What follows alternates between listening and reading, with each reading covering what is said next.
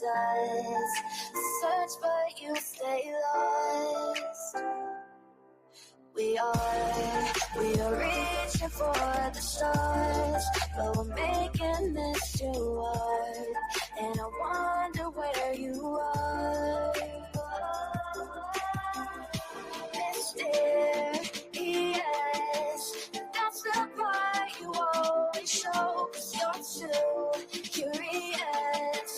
Maybe you should take it slow. Mysterious,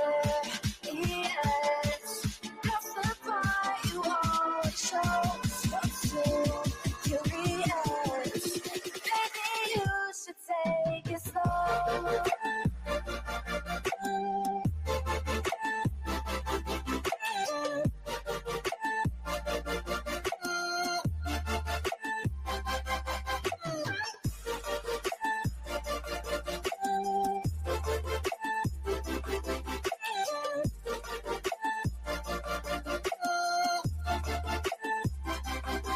We're dreaming in the dark. We are nothing more than dust. Search but you stay lost. Search but you stay lost. We're reaching for the stars. We're making this too hard. And I wonder where you are. Mysterious, that's the part you always show, 'cause you're too curious. Maybe you should take it slow. Mysterious, that's the part you always show, 'cause you're too curious. Maybe you should take it slow.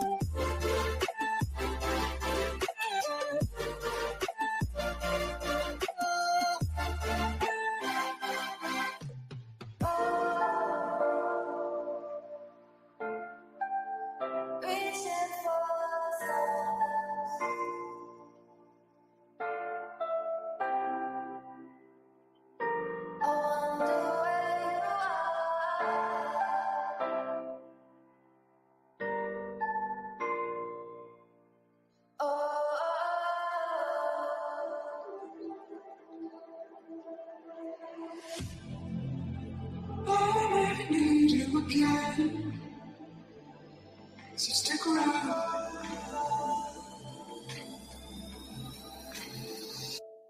So stick around.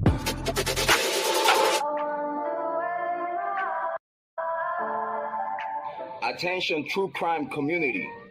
True crime community has been infiltrated. We are in the dark, nothing more than dust. Search but you stay lost. Is compromised. We are reaching for the stars, but we're making this too hard. And I wonder where you are. True crime community has been infiltrated. Yes, mysterious. Mysterious.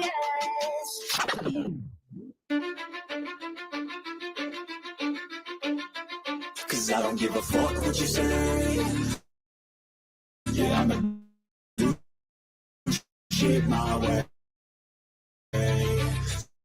You can go get bricks up, build what I want to make. Fucking buried in my grave, 6 feet deep under, but my body won't decay. Cause my messages are timeless, so they'll put them on display. Oh yeah, I rap with a certainty, I have a sense of urgency. A message for eternity, for everyone internally. I had some people burning hurting me, but now they fucking learn to see I ain't the one to fuck with. Now they looking nervously, and I don't really care what you think of me respectfully. You can kick rocks if you think you're fucking better, see? I will outwork you, turn you to an enemy. Hurt you so bad that you're gonna need some therapy.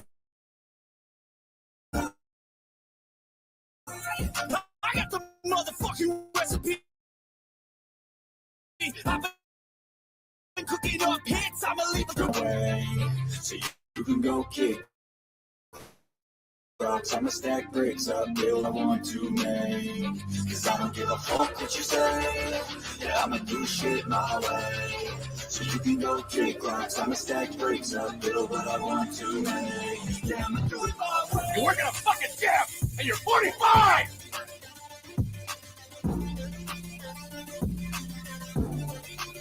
Yeah, I'ma do it my way. I do not want any spies or snitches stuck to my chest. I can't contain it, I'm coming out with a statement. You really changed, man, all your music and arrangement. You don't know shit, shut your mouth, you can save it. I'm the same dude that got his come up from the basement. 100 songs, 100 weeks, didn't change it. Experiments, development, intelligence, and patience. I'll do it all again, cause I never feel complacent. Let's keep the good vibes, positivity's contagious. I'm never looking back, cause I made a life that's passionate. A college graduate suppressing all his talents, yeah. He found a way to go and change me. I'm an advocate for taking control of your life. Go out and battle, and you think you have a dream, then act on it. Get after it, get out your head and fucking capture it. You got one life to master it.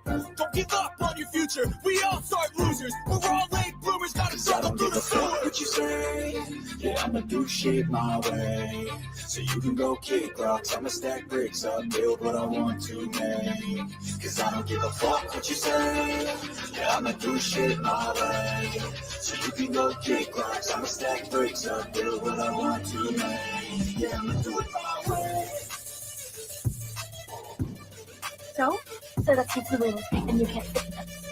Whatever. Those rules are real. You can't stick to them! Do it my way.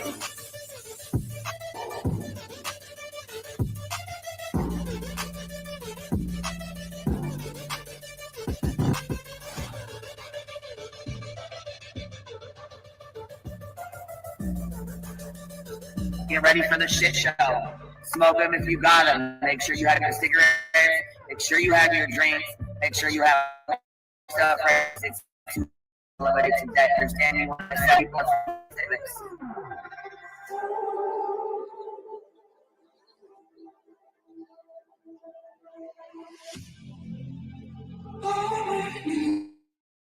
You again. So stick around.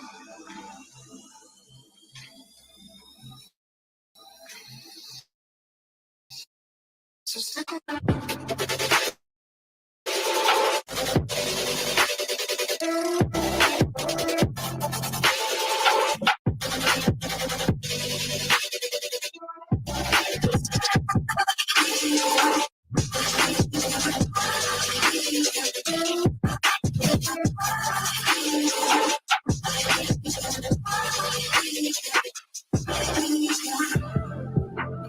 She told her subs and everybody to get ready for the shit show that was going to be put on today. She was well aware of it before it happened. She told you to get your cigarettes, your snacks, and your drinks.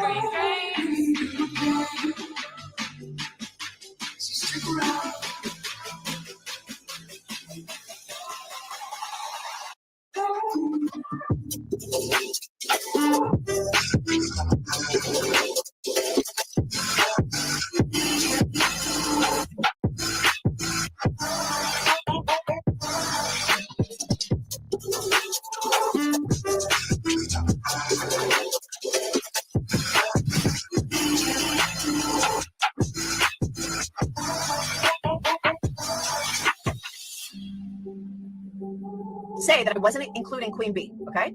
I've said that on every single live. I'm not talking about Queen Bee. I'm not talking about Queen Bee. Guess what? I was fucking talking about Queen Bee.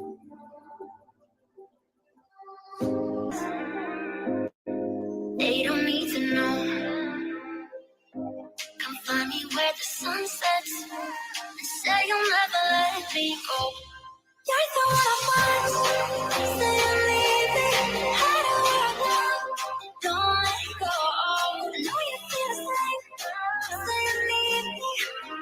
'Cause you'll always be my broken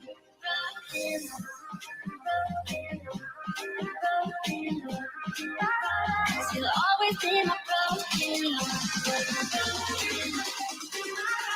You'll always be my broken Queen Bee, bring the information on Queen Bee. We're done with Queen Bee. Queen Bee's in my crosshairs. There's Queen Bee's channel. Queen Bee thinks she can split Queen Bee is reformed. I bet Queen Bee gets tricked. Queen Bee. Fake PI trash bag bitch is so obsessive.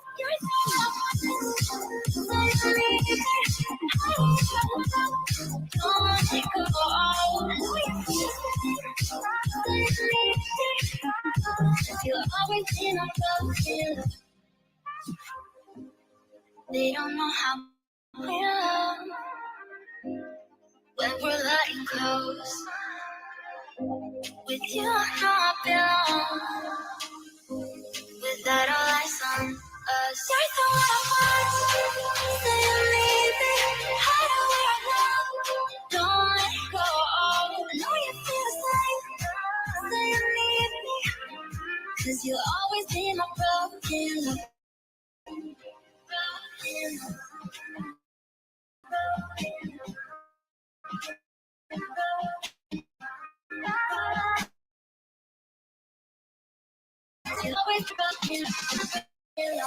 Queen Bee would think she could be buddy a Queen Bee show earlier. We talked about Queen Bee and stuff. I didn't listen to Queen Bee's. I heard Queen Bee, we got bailing on Salty for Queen Bee, and some people not the Queen Bee. I don't understand why anybody's afraid of her. Queen Bee over here on Queen Bee. Queen Bee, show her face, show her face, show her face. That's real rich coming from somebody who wears pantyhose on his face every live.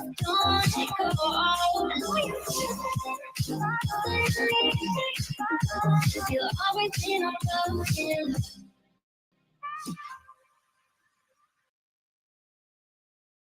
Let me play my cool intro.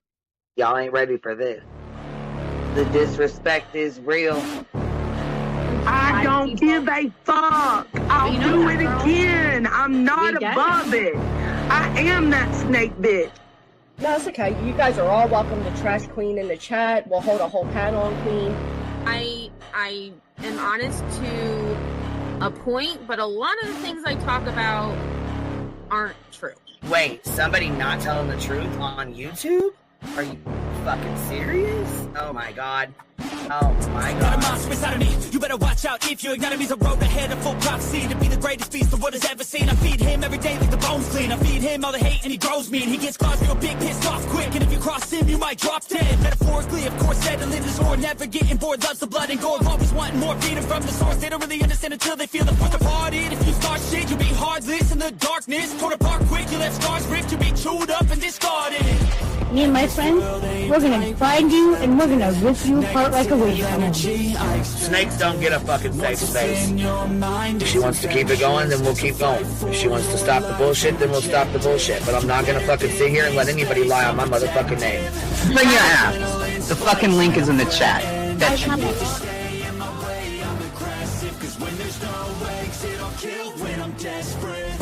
Oh, loose booty, wet panty looking ass boy.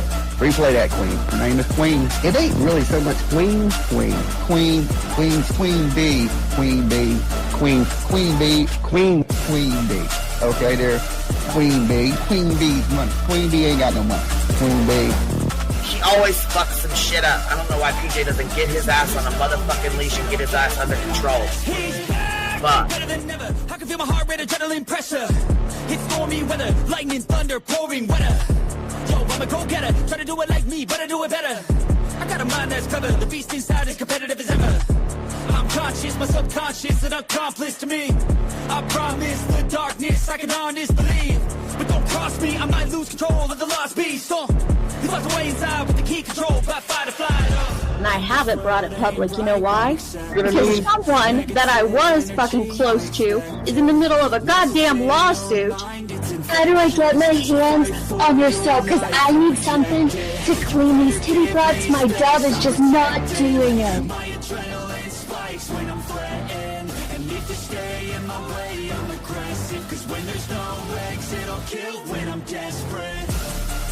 Bring your asses. As simple as that. Come in. I mean, bring it. Bring your asses. Hey, don't get Queen Bee and her 550, 600 servants. Bring their asses out. You might have started it, but I'm gonna finish it. Absolutely. Or go to somebody else's panel. Let me just say Queen Bee's panel. I'm telling you, we all need to go up on Queen Bee's panel because that seems where everybody's going. I guess Queen Bee is like the god of YouTube. Queen Bee Escobar, bro. She's in China just making drugs. You know, I run the cartel on the YouTubes. I run the cartel here. You know what I mean? Like, because that's what boss bitches do. Exactly. Beefing with the Queen Bee because I heard the stinger sucks. This lady Queen Bee with the lip ring is innocent. You two weirdos are being weird. No, I know who this is. You're the lady that was on Molly Go Lightly. No. You have no doubt QB could hold her own with any female on YouTube. Let me tell you something we all learned a long time ago. I would fuck her up and drag her from here to China. Let's meet one-on-one. Writing checks, their mouth can't cash. Bitch, I didn't write a check, my mouth can't cash. I cash all them motherfucking checks. And I cannot for the life of me understand why people put her on a pedestal. And these allegedly smart people put her on this pedestal like she's something important. We got to tell you about yourself. It's your fucking old lying ass over there. Is her fucking name obnoxiously relevant? Because I know, she changed it. She meant to say obnoxious and irrelevant. That's what she meant to say.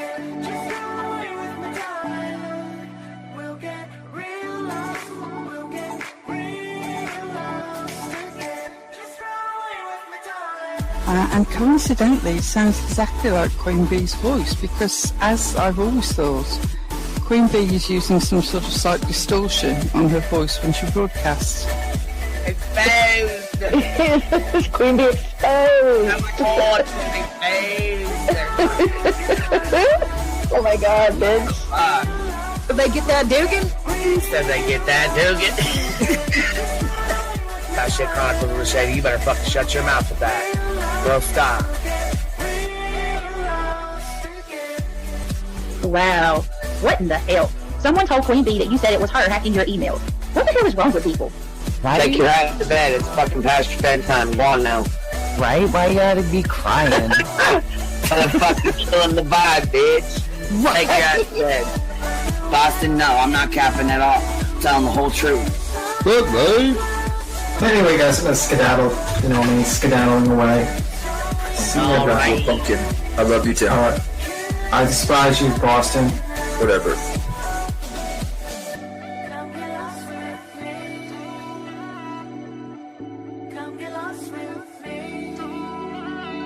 Good morning, beautiful. Happy day. Happy day, baby. We got trigger today. I trigger these motherfuckers every day.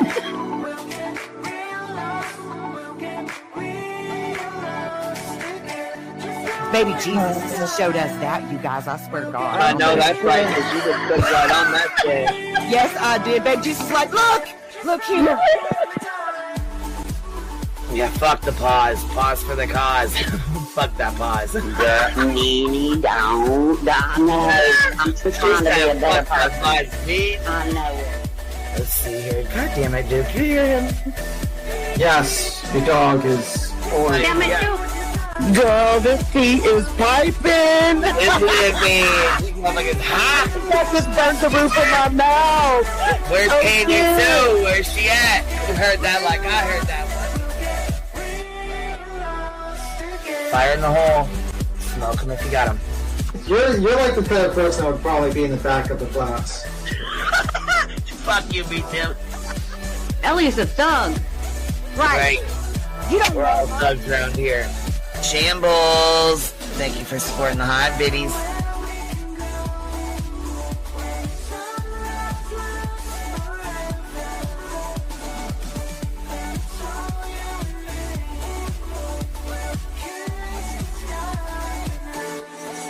Y'all wasn't ready for that, was you? Wait, I wasn't, bitch. I was not. I wasn't even close to ready for that shit.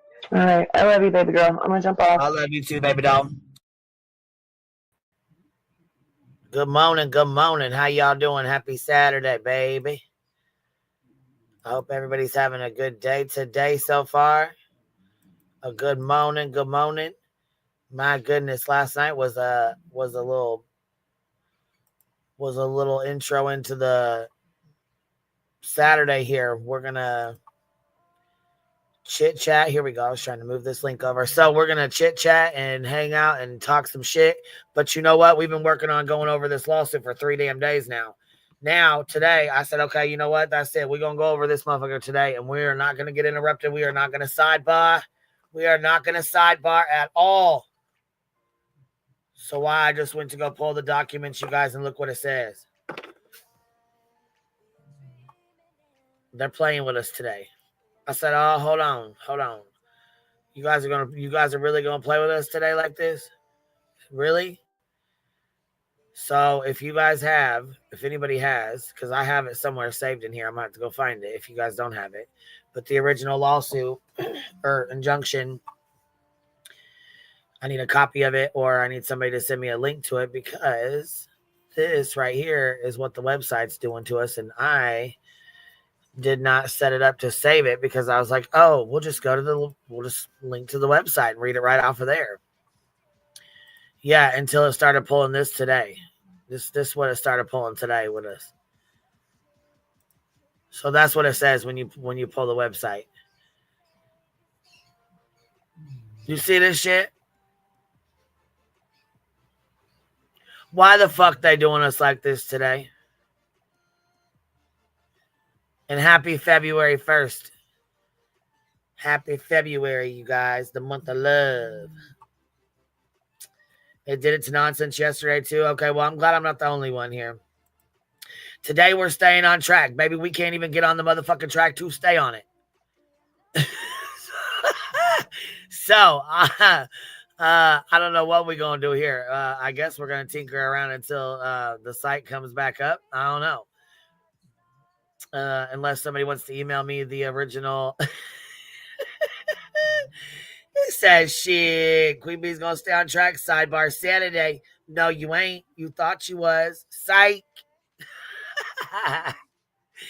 Got him. Seeker gifted 10 memberships, showing some love, baby. Showing some love on the Saturday and the February 1st. Spider-Woman member for 20 months. Thank you for being here. Electro with a $2 super sticker. Sherry did gifted 5 memberships. Thank you so much, Miss Sherry. We appreciate you showing love, baby. If you guys got it, make sure you tell them thank you. SK216 member for 4 months. I thought it said 14 months. Happy Saturday. Wop, wop, wop. Shit, we need a wop, wop, wop to start our Saturday morning out. Electro with a $3 super sticker. Thank you so much, love. JP, $2 super sticker says, today we are staying on track. We thought, shit, it says Saturday psych. Pay your rent, Julie. Pay your rent. That's it. Pay your dues. That's it. Your hive dues. Wop, wop, wop. Smoke them if you got them. We'll start off with the wop, wop, wop, because we can't start off with the lawsuit with the site down. Yo, Seth Rogers, I heard you like 'em young. You better not go to cell block number 1. Katie was a teen when you fell in love. Then you had a son. Sebastian go missing and now you play dumb. Now you suspect number 1. Wop, wop, wop, wop, wop. Done, you messed up. Wop, wop, wop, wop, wop. You done messed up. Now you're under fire for messing with a minor. You ain't like me. They ain't like us. They ain't like us. They ain't like us. They ain't like us. They ain't like us. Hell to the no. Hell to the no, no, no. All right, somebody sent it over. Okay, we're going to get on track then. Shit, y'all said fuck this. Psych, you thought you was going to play games with us, huh? You thought? Good morning, Southern-ish. Good morning, baby. Good morning. All right, here we go. Boom, got it. She said, play with who? Not with us. Not today. Not today, you ain't. Shit. You thought? Huh. They thought they was going to play with us today. Shit. Fuck your website. We don't need that website. Website who? Website who? Because I'm just raking boom. Just send it right on over to the email, and here it is. Here it is. So we know the parties. Plaintiff at Night Media. We know what it is. But first, before we get started on this, did you guys listen to the interview last night with that Clue had? Clue is the only one who downloaded it. Thank God she did, because it seemed to be she was the only one that had it. So we listened to her stream last night and went over. We did like a raw reaction to it because, I mean, we only got to hear some of it. Holy shit. Oh, Lee the B, let me go check. You guys, if I don't email you back, it's because I get so many of them that some, you know what I'm saying? And then I have a lady that spams the fuck out of me, even though I tried to ask her nicely not to send me 5,000 emails a day. She still does it. So, like I spammed it or whatever, but some of them still come through and it's a lot. So it's a lot. So if I don't get back to your message, you might have to send it again. It's a lot. That's a lot. Sometimes it's a little too much.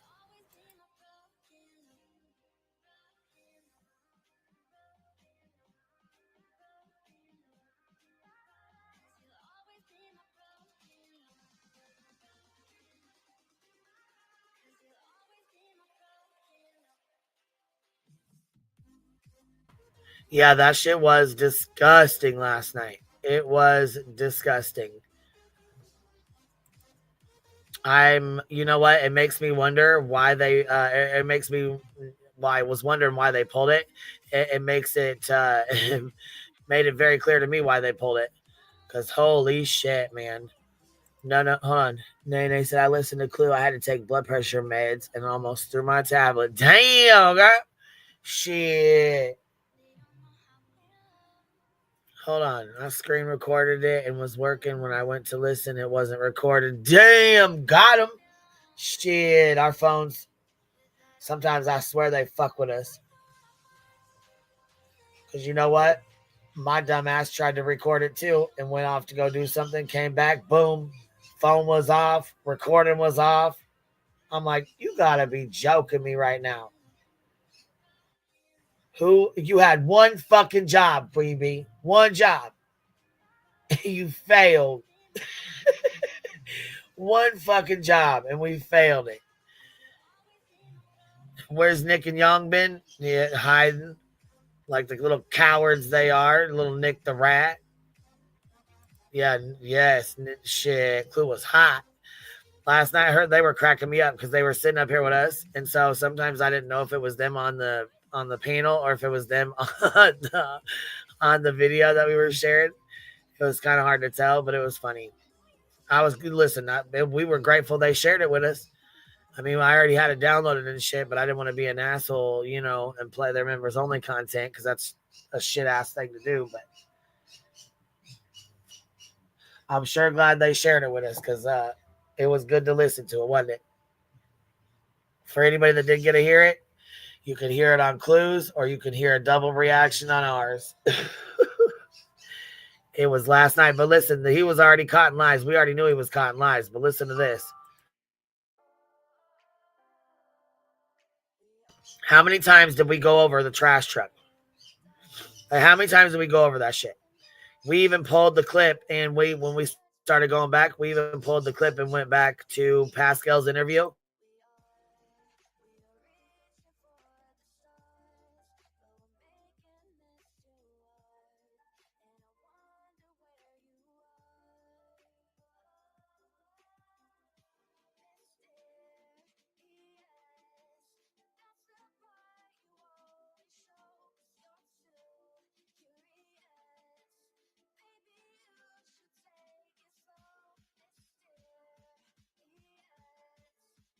So before we start reading this, I'm going to play this. Jay put this video together where it clearly shows that he's lying. Also, my birds, they said good morning, y'all. They're in there just going off. They said good morning. Old Sleepy Jay fell asleep again last night. I don't know why she even does that shit, man. Like, made a whole ass fool of herself and shit again. But hey, it is what it is, you know. Baby, we ain't laughing with you. We laughing at you. So, here we go. Real quick before we start this lawsuit. Here's Seth Rogers lies to Nancy Grace in new interview. This is Jay's for Justice. This is her clip. It's from the interview, the Pascal interview that we went over. And then when we went over him fucking talking about the trash truck, now he's trying to lie and say it's not. Here we go.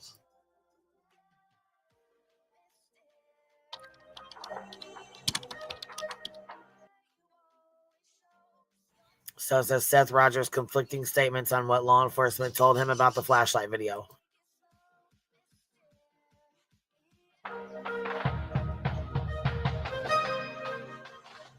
Some updates. You and Katie Proudfoot, at least Katie Proudfoot, were in the same room with TBI, and they gave you some updates. Can you tell me anything that came of that conversation with TBI? The video with the 2 flashlights on there, they showed me the whole video. And then they showed me the video in the daylight too. And it wasn't flashlights. It was literally the video that was showed to the public was like a small little portion of the screen, not the whole actual screen. And it was a trash truck. It came through. It's why it was slow at the beginning, because it was picking up trash. And then after they picked up trash, when it came back, they were dipping out in the neighborhood.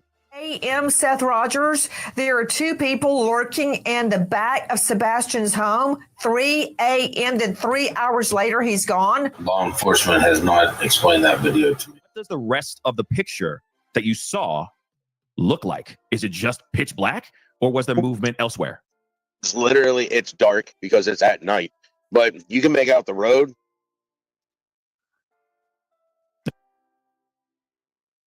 And did you catch that? Literally at night. He went missing at night.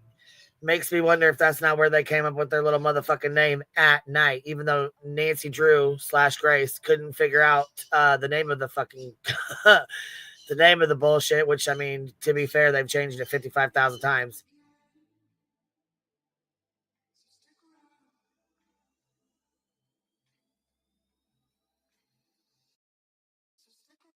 So it's like, whoever shared it with Nick and Nick put it out, you can see the whole road. Did y'all just catch that?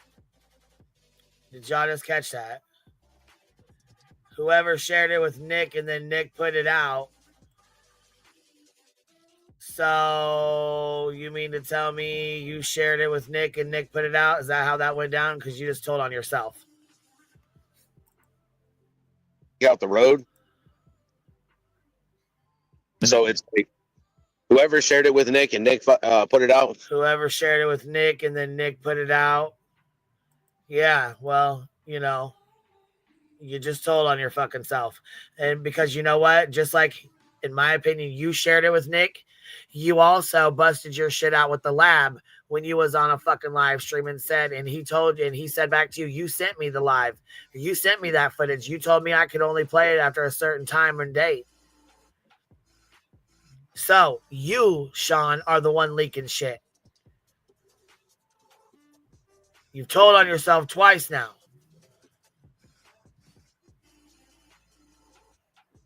Yep. Yes. Look at this. Pine Needle. You got it, babe. You got it. Check that out. You mean like whoever shared the phone call with Josh the lab? Huh. Yeah, Nick Barris, he's saying put it out, right? Nick Barris is the one that put it out. I think he's talking about Nick. I think he shared it with Nick as well. I think he shared it with Nick and Nick, like both. Because he also shared shit with Josh. He also shared shit with Trevor Lee. And then he said, yeah, Trevor Lee, it got leaked. And guess who was going to take the blame for it? I was, because I'm the guy that does that. Some along them fucking lines. That's exactly what he fucking said. Right, both them Nicks. You hear me? Both of them. Nick at Night and Nik the Reporter. We got it now? You understand what I'm saying? I think he shared it with both of them. Both of them. Right. Who's the mole? Seth is the mole. Shit. You could see the whole road. There was nothing there. There was no cars on that road. There's no movement on the road except for the trash truck. That was it. You saw footage from during the day as well, right? You just said that it was nighttime and day. Yeah, because what they wanted to do is they showed me the footage for the night, and then they turned around and they took from the same camera video footage from the day and showed me where the markings and everything were, so that I had no doubt in my mind. Gotcha. Because some of those lights actually stay stationary. Mm-hmm. They're on throughout the night and throughout the day. And they literally showed me where it was. And I've been in the neighborhood. I even knew what house it was. He said, I've been in the neighborhood. I even knew what house it was. I mean, I already knew. I even knew because, I mean, you only seen a little part of the video. Hey, BTM, what's up? What's up? What's up? Are we going back? We're watching this basically. We're just going over this clip real fast. This is a clip. While I was waiting on this thing to download, we're going over this clip real fast, and we're going to start this lawsuit. I mean, I love how Nancy Grace has this whole team of researchers, but yet a YouTuber in Florida can literally do better research than a whole team of fucking Nancy Grace's patrol of morons. It's just crazy to me. It just shows you, like, Nancy Grace doesn't give two shits. She never gave two shits. She's just she will say anything that will be tantalizing, that will be entertaining. That's why she's called the original OG tragedy pimp, because she basically will do anything to push a narrative that will get views. And it just shows you, this clearly shows you that, you know, this would have been one of the points that you would have asked, like, wait a minute, why did the information change all of a sudden? Did law enforcement come up to you and say anything? Nope. Nothing. That's what I wanted to say so far.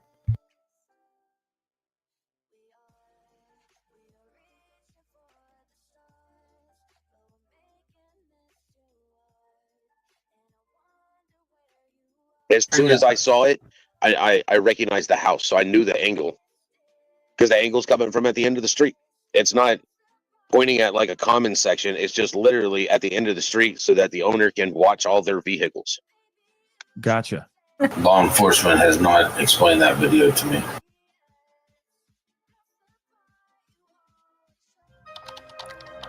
They can watch all their vehicles. And it goes by so fast, but listen, after all that,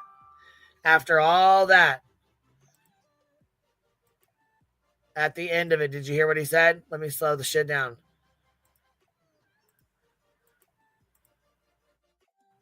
Gotcha. Law enforcement has not explained that video to me. Law enforcement has not explained that video to me. That's what he told Nancy Grace yesterday. After he sat on Pascal's and talked about it for 30 fucking minutes. I mean, yeah, and that's about the thing. How law enforcement showed him that video and he knew about that video and they explained that video. They told him all about that fucking video. And then on Nancy Grace, he goes on there and says, the police haven't explained this video at all to me. Fucking liar. He knew damn well he was lying. Yeah, well, the thing is that they never really cared about the truth. Nancy Grace just doesn't care. Tony doesn't care. None of these people care. They just care about what can they put out, what kind of slop they can give to their general audience. And it's really sad. And I think Nancy Grace has shown, like, just her standards have been dropping, completely dropping. At this point where this is like something that she literally should know about, and then she's literally not knowing about it. It shows that she's an idiot. So what are we up to? What are we reading? The Injunction.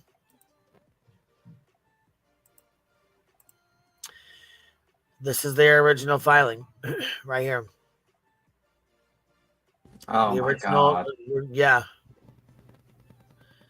Yep, and we're going to go through this and read their lies and their bullshit. Oh, my God. So here, prayer for preliminary injunction for the reasons stated in the attached complaint, the averments of which are incorporated here in reference at night, prays this honorable court to enter a preliminary injunction granting the following equitable relief. A preliminary injunction prohibiting defendants Truden, Barbecue, and Granny, as well as any persons or entities acting by, for, or through them, from further disclosing, disseminating, or publicly sharing any private communications involving plaintiffs or their associates, including but not limited to recordings, live streams, or related content obtained without the consent of all parties in violation of the Pennsylvania Wiretap Act. What? Directing defendants, number 2, directing defendants to cease the use of crowdsourcing or fundraising platforms, including but not limited to GoFundMe, Cash App, Venmo, PayPal, Apple Pay, and YouTube Super Chats. Damn! They even want them to turn off their Super Chats. Like, they basically asked, like, will you please not have any money at all? Don't even have like a super chat. Don't even have that. Yeah, they're trying to tell them to turn off their super chats, which is actually a part of YouTube. Like, that is part of YouTube's platform. You can't take that off. Like, well, you can turn them off, but you can't take that away. That is. Can you please go bankrupt for us? We just want you to completely bankrupt yourself, and not make any sort of monetary gain. Even if you're not even talking about the case, we don't want you to make any money. Now listen, while we read through this, imagine you getting this delivered to your doorstep and opening this up and you read this. Julie says wiretapping can be any form of listening to or recording someone's calls without their knowledge. Alrighty. All right, yeah. So please go broke. So in YouTube Super Chats to solicit funds for their legal defense or any other purpose related to this litigation. You can't do that. You can't do that. There's no request. Like, it's not illegal to ask for money for litigation. Every single situation, people do that all the time when they get sued. So exactly. All fundraising efforts must be conducted with full transparency and accuracy regarding the nature of the defense, and defendants shall be prohibited from making misleading statements about the case. Hold on. How many fucking misleading statements have y'all fucking made? Are you serious? Stop that. Gee, this is wild. Number 3, prohibiting grannies watching a barbecue lady along with their associates from making any defamatory or disparaging statements regarding plaintiffs Seth Rogers, Tony Mathis, Midnight Media, LLC, or any other named individuals, whether directly or indirectly through any platform or medium, to prevent further harm to the plaintiff's reputations and emotional distress. See, like, how would you indirectly stop anyone from saying anything about these people? And to call it emotional distress, like, what emotional distress do I cause to an at-night media company? Right. It's an LLC. So, like, they don't, at night, like, the LLC doesn't have emotions. They can't sue for emotional distress at night. It is literally a corporation. So I don't know what they're talking about there. And also, they already broke their own rules because they say disparaging comments about people all the time, including the right, nonstop. And they can literally prove that Hong said he was the owner and he runs At Night Media. And then you have Nik underneath of him, who's the CEO and the president of At Night Media. And then you have Hong on Twitter acting like a straight donkey's ass with no home training, running his fucking mouth, just defaming the fuck out of multiple individuals. But you want us to take you serious. Okay.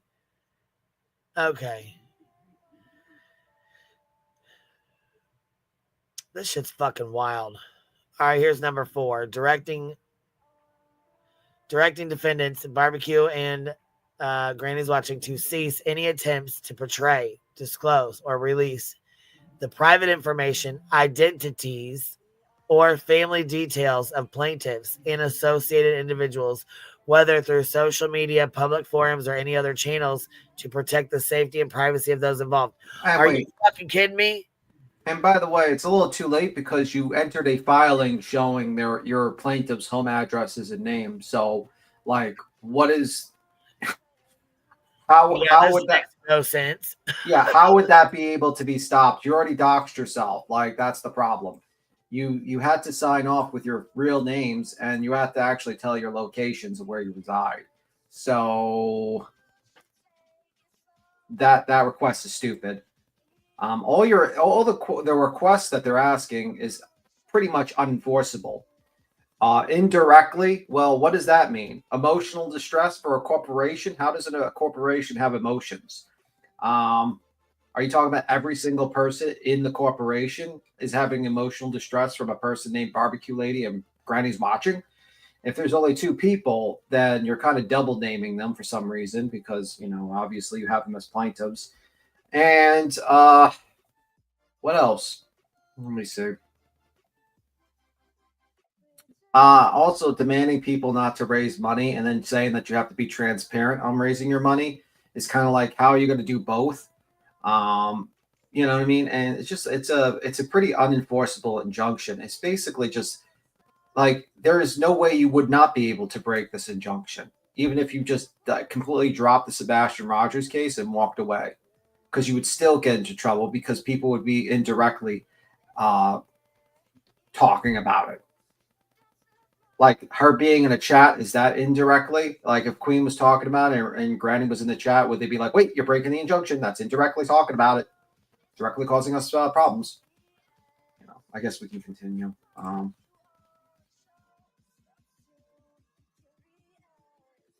Requiring defendants Truden Singh to immediately remove any existing online content, videos, posts, or publications that reference plaintiffs in a defamatory, harassing, or intrusive manner, and to certify in writing that such content has been permanently removed from all platforms under their control.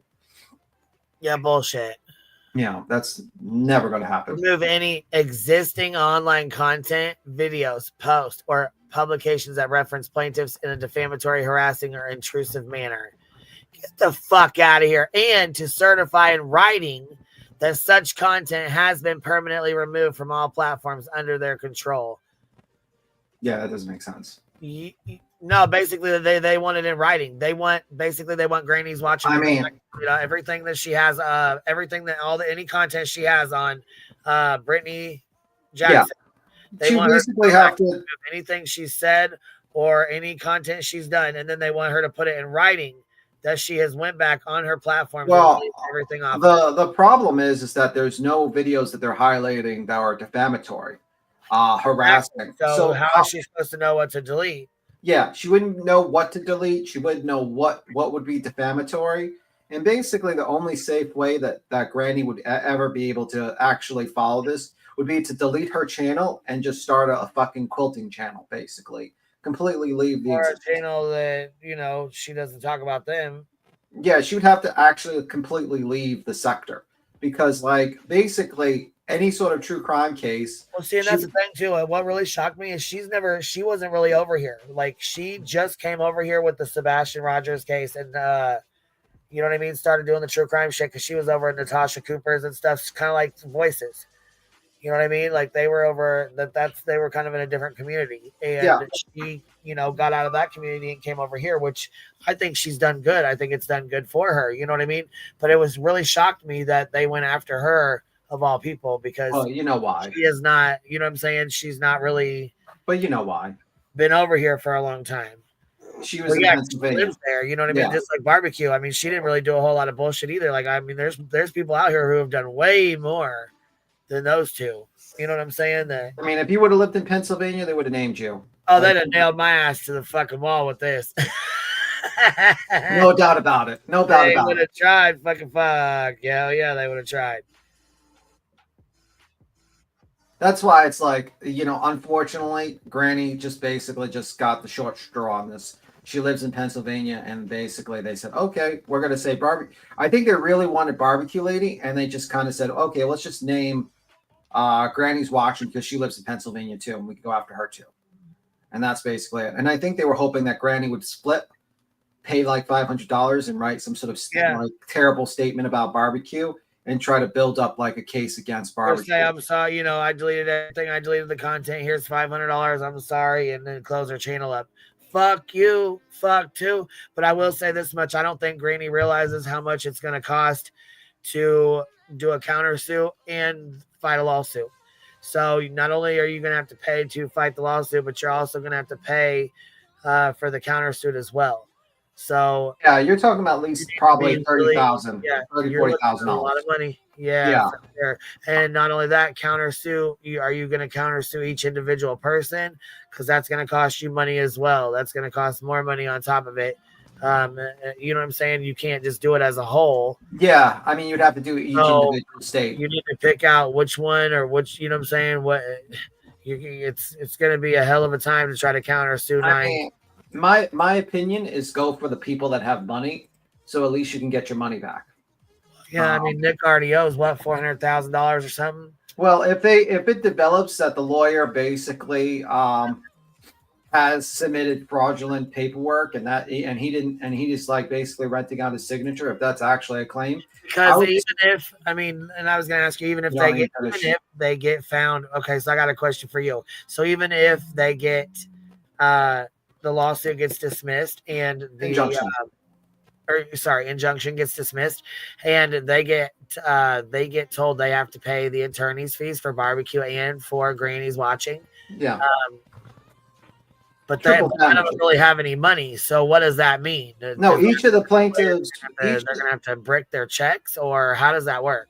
Each of the plaintiffs would have to pay triple damages according to like anti-SLAPP. Each of the plaintiffs would have to pay triple damages, which is basically right. But is there like, they don't have a lot of money, so is there a time limit to be like, okay, you have 1 year to pay this, or you have? I mean, like, there's going to be a time limit, but they're going to. I'm trying to answer. There would be a time limit. I think there would be a time limit, but I think they would probably do the next step, which is basically seeing like what assets they have. They would definitely put a lien on their Cash Apps, PayPal, their YouTube check, like their bank space. Like they would try to like basically grab at any type of monetization. Some states, money they could. Some states, I think your home is protected. I'm not sure if Brittany J's home is protected. I don't know. I'm not sure about others. I know in Florida their house is protected because that's something we looked into. So yeah, so maybe you can go after their houses and basically take their properties in a lawsuit because it's going to be a lot of money if it's triple damages, because it's not only Granny, but it's also barbecue. And also, like I was about to say, like if the lawyer if it's found out the lawyer is in on the shenanigans and did not prepare these documents and just like did all this like a fraudulent, I think like you're going to get sanctions on him, but you could probably like, I would see if there's a possibility of a lawsuit against him personally, because he probably will have money. He will probably have some cash to go after. You know, like Nick, he's broke as a joke. Kong, broke as a joke. I don't believe he has a dime in his name. I don't think he has money. I think he's just like, you know, LARPing at this point. Right.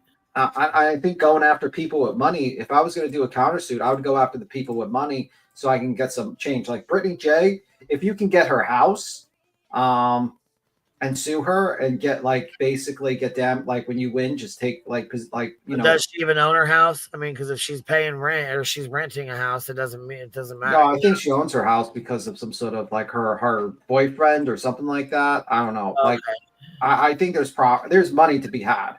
But yeah, I would say like go after people with money if you're going to do a countersuit, because you have like a choice. It's not her house; it's his. But if they're married, I mean, who knows? I mean, I don't know how that goes. I don't know if they are married or not. I don't know. Well, either way, I mean, her YouTube channel makes money. Her cash apps, all that. Her YouTube channel for sure. I mean, she probably makes a good $5,000 to $8,000 a month. Yeah, I mean, like in the end of the day, it's like I would, because like she could choose any of them to go after, because every single one of the plaintiffs have basically committed defamation to her, because they all said that she's part of a criminal enterprise. So she could just choose any of them to do a countersuit. She literally could choose any of the plaintiffs, because all the plaintiffs basically signed off that Granny is part, or Barbecue is part of a criminal enterprise, a RICO, and has broken the law. That is defamation.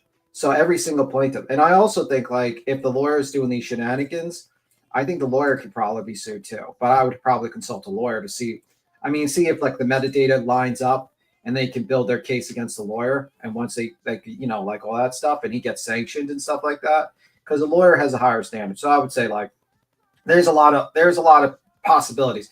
But like, my opinion, I wouldn't countersue every single one of them. Every single one of them is broke as a joke. Not all, they're going to not have enough money for the trip. If the anti-slap goes through, they're not going to have a lot of money. And I would go for the people with money, to be honest with you, because you got to be strategic about, like, how you're going to spend your money. You know what I mean? Because you're not going to be able to sue like 40,000 here, 40,000 here, 30,000 here. You know what I mean? Right. You know. They said Granny could take her YouTube money. So this is the thing, and you guys don't have to agree with me, and that's fine. I'm sure there's people who are going to be upset by me even saying this, but in my opinion, I feel like this injunction has two sets. It goes in two parts. There's a TikTok side and there's a YouTube side. And on the TikTok side, you have Barbecue, Chasing Crime, TikTok Tony, the TikTok side. Over here, you have the YouTube side. Seth Rogers, Betty, let me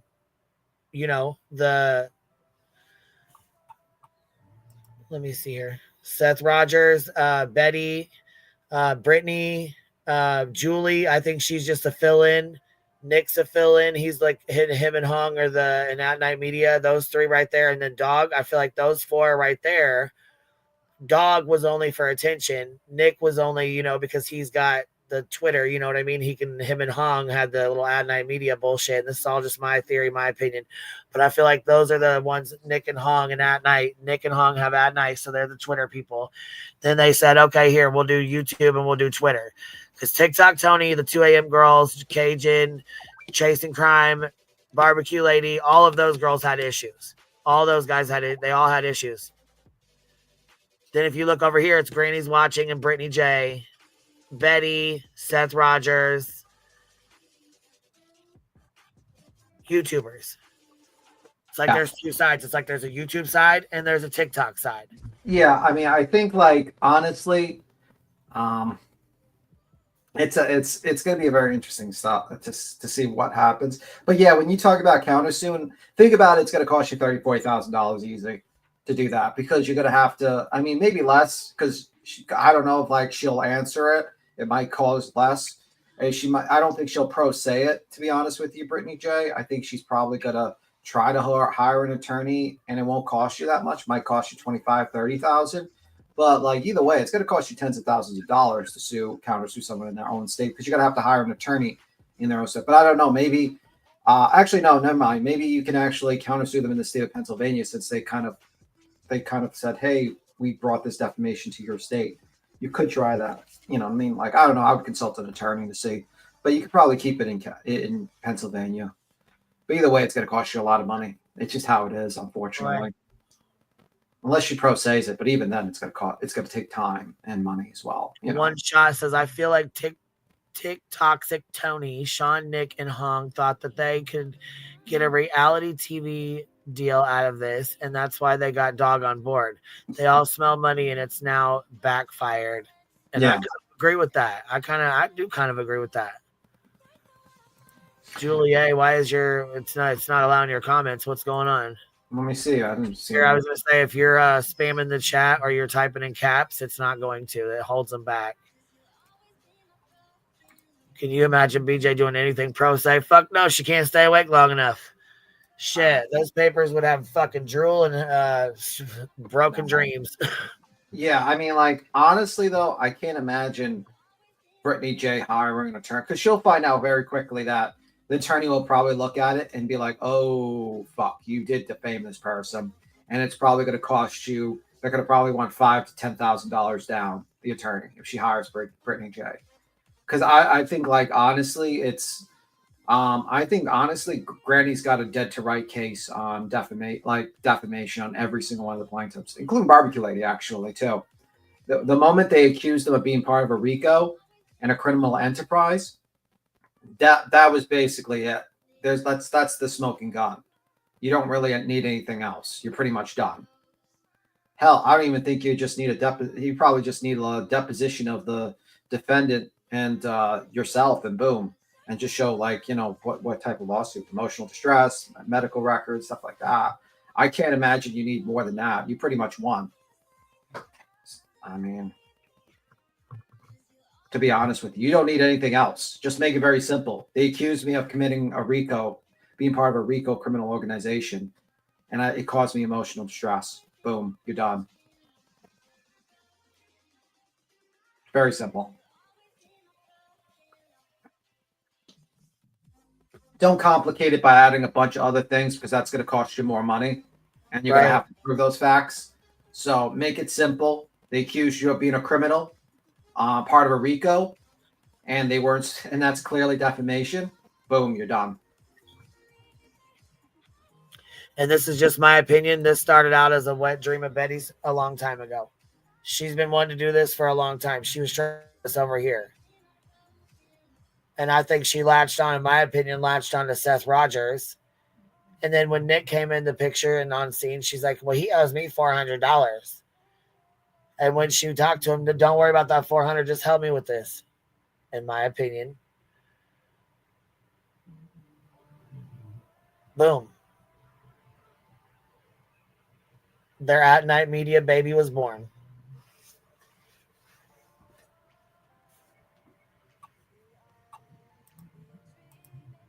So here we have requiring defendants, Granny and Barbecue Lady, to immediately remove any bullshit. Okay, so here, 6, ordering defendants, Granny and Barbecue to reimburse plaintiffs for any cost incurred in addressing or mitigating the harm caused by defendants' unauthorized disclosures and defamatory conduct, including but not limited to legal fees, investigative costs, and any necessary remedial actions. Now, if that ain't a crock of shit, I don't know what is. 7, mandating the defendants inform their audiences, including followers, supporters, subscribers, and associates, to cease and desist from all defamatory, harassing, and threatening behavior, and to provide evidence to the court within 7 days, confirming that such instructions have been issued in good faith.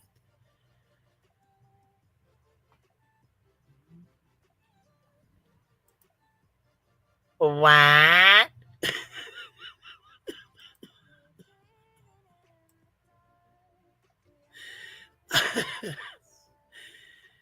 Oh my, beats him. I don't know, man. I think that's number one. I know number one is like, how do you calculate the damages? And the reimbursement. It doesn't really give you, it's like they just think like it's just that's the problem. Like it's just like, okay, well, we want to be reimbursed for what? They're not going to tell you, because you heard our fees on the internet. You heard our internet fees. Yeah, but the problem is like you heard our internet fees. Yeah, I mean, like basically, it's like they just said, "Well, give us anything." So technically, the judge could be like, "Well, your fees are worth 50 cents." Okay, we're done. Court costs, no. You know what I mean? Like you didn't really quantify how the damages can be put into monetary calculations, to be honest with you. So I don't know. And thus is signed by which lawyer? The one denied. Is it signed by the one denied? I think it's only signed by Lozniak. But I heard people say it was also signed by, like, there's a caster signature on there, but maybe we'll see it. I don't know. So, here, back here. Well, Katie, that to me is a big problem for Joe, because Joe is an attorney and he's held to a higher standard than a pro se litigant. He knows he's not supposed to file frivolous bullshit. He knows that. And there's a lot of evidence pointing to it now. You know, you can't, I mean, the problem is they can't say Castor was a Scrivener error when the fact is that they said they were going to be in a press conference with Castor in front of the courthouse steps. So Queen just stepped away and dealing with a dog, so I'll just keep on talking so you don't hear anything in the background. So yes, B Tim, Nick, and Hong. Yep. So they put all these stipulations. Yet BHB is scripting for legal fees and paint and a paint job. BJ needs a new microphone, so it's they put these stipulations honestly because they wanted to basically scare the shit out of people. That's pretty much it. I think they thought that if this document was submitted, that they would have Castor, they would use intimidating factors. I think they wanted Granny to flip on barbecue. I think their real target was barbecue, and that's why you see all this. They basically threw everything but the kitchen sink to scare the shit out of someone. Sure did. Granting such other and further preliminary relief as this honorable court deems just and appropriate to prevent ongoing and irreparable harm to plaintiffs. Alrighty then.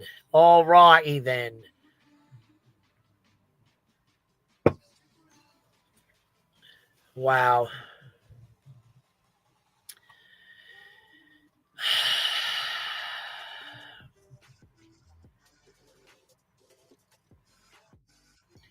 Plaintiffs at Night Media, Dwayne Dog Chapman, Seth Rogers, Tony L, Nicholas Fitzvows wants to be Queen Bee's best friend and can't anymore. Collectively referred to as plaintiffs, respectfully submit this memorandum in support of their petition for a preliminary injunction and final injunction seeking immediate relief. Coordinated malicious and dangerous campaign of harassment, defamation, and obstruction, orchestrated by the defendants, Granny's Watching and Barbecue Lady. Plaintiffs seek an immediate injunction to prevent further irreparable harm to their personal safety, reputations, and well-beings, and to protect the integrity of the investigation into the Sebastian Rogers disappearance.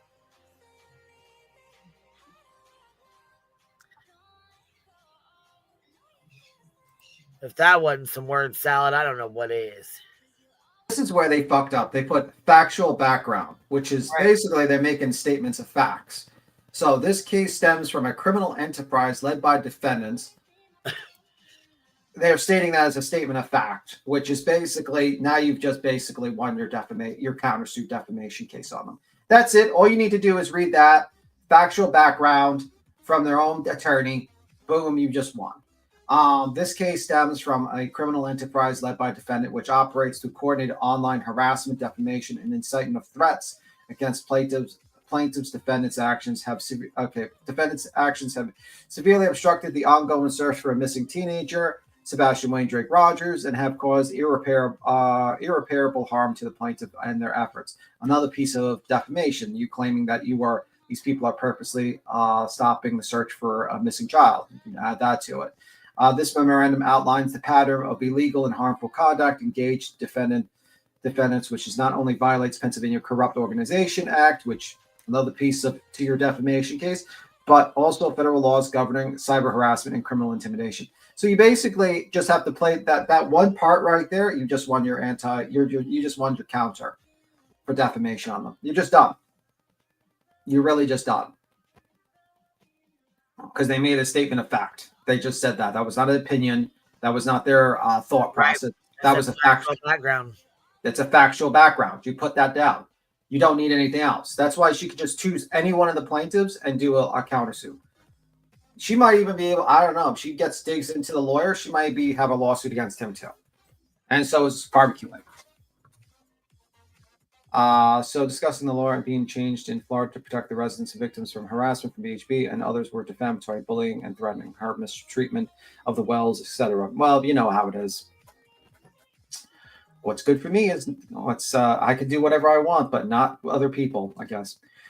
A coordinated criminal enterprise since February 2024. Defendants Trude and Singh have launched a coordinated malicious campaign to undermine the search efforts for Sebastian Wayne Drake Rogers, using their social media platforms to defame and harass the plaintiffs. Which is a lie.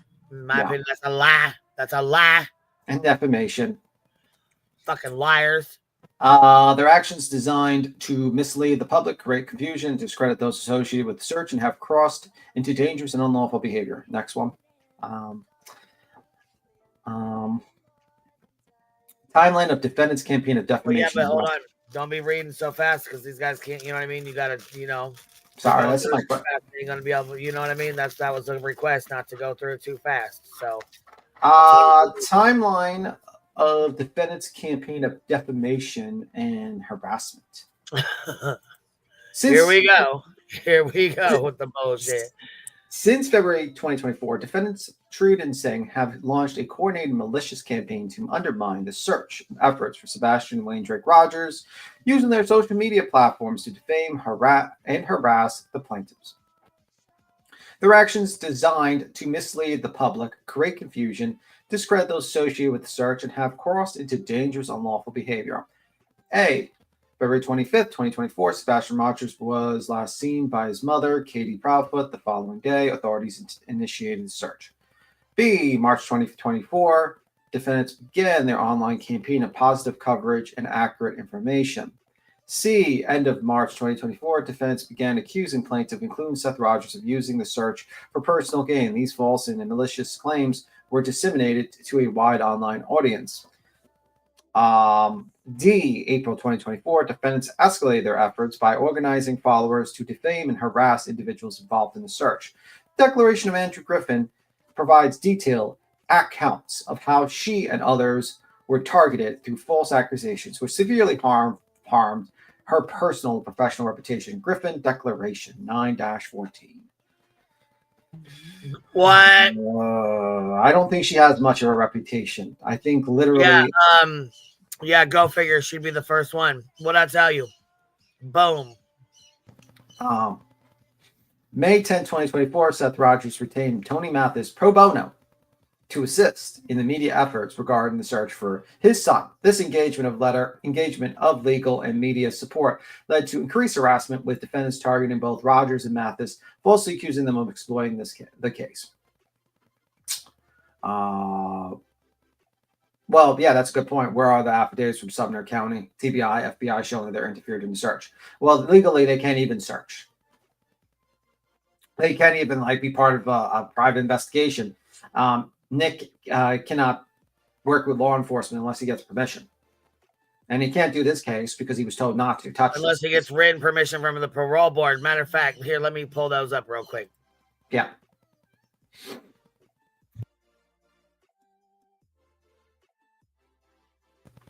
You shall not directly, indirectly, or through third party party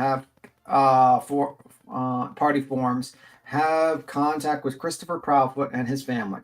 This includes letters, social media, phone calls, texts, or any other form of contact under a condition or for any reason. There are no exceptions. Dum, dum, dum, dum.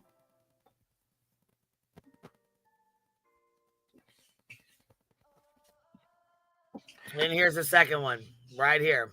You shall not work with law enforcement agencies without express written permission from the parole board via board action. There are no exceptions. Right. You shall not work with law enforcement agencies without express written permission from the parole board via board action. Listen, if you don't get it in writing from them, your ass is grass, sir, and you know that. You know that. So, yeah. Keep that in mind. In my opinion, you broke your parole. But let's go ahead. October 2024, defendants campaign continue using platforms such as TikTok, YouTube, Twitter to amplify. Scroll down. And they said this is a much better pace. You could scroll down. It's app. I did. Oh, wait. Okay. Using platforms such as TikTok, YouTube, amplify defamatory narratives, rallying their followers to participate in online harassment of plaintiffs. Okay. September 2024, At Night Media increased the reward for information related. Wait, it's a media company? I thought it was intelligence agency. Wow, they changed it right left around here. Increased the reward for information related to Sebastian's disappearance. In retaliation, defendants Trude made direct threats to the public forum, stating, quote, "It is my mission to take Tony the down." Video QB chain of command timestamp 4 minutes and 26 seconds. Defendants saying continue to amplify these threats, encouraging online communities to engage in harassment. Okay. Too bad you didn't put a hyperlink on that, but okay, we'll just take it as your fucking word for it. That's brilliant. You don't actually do that, but let's continue. Legal arguments. Summary of arguments. Societies appear to be subject every now and then to the periods of moral panic. Its nature is presented in a stylized and stereotypical fashion by the mass media. The moral barricades are manned by the editors, bishop, politicians, and other right-thinking people.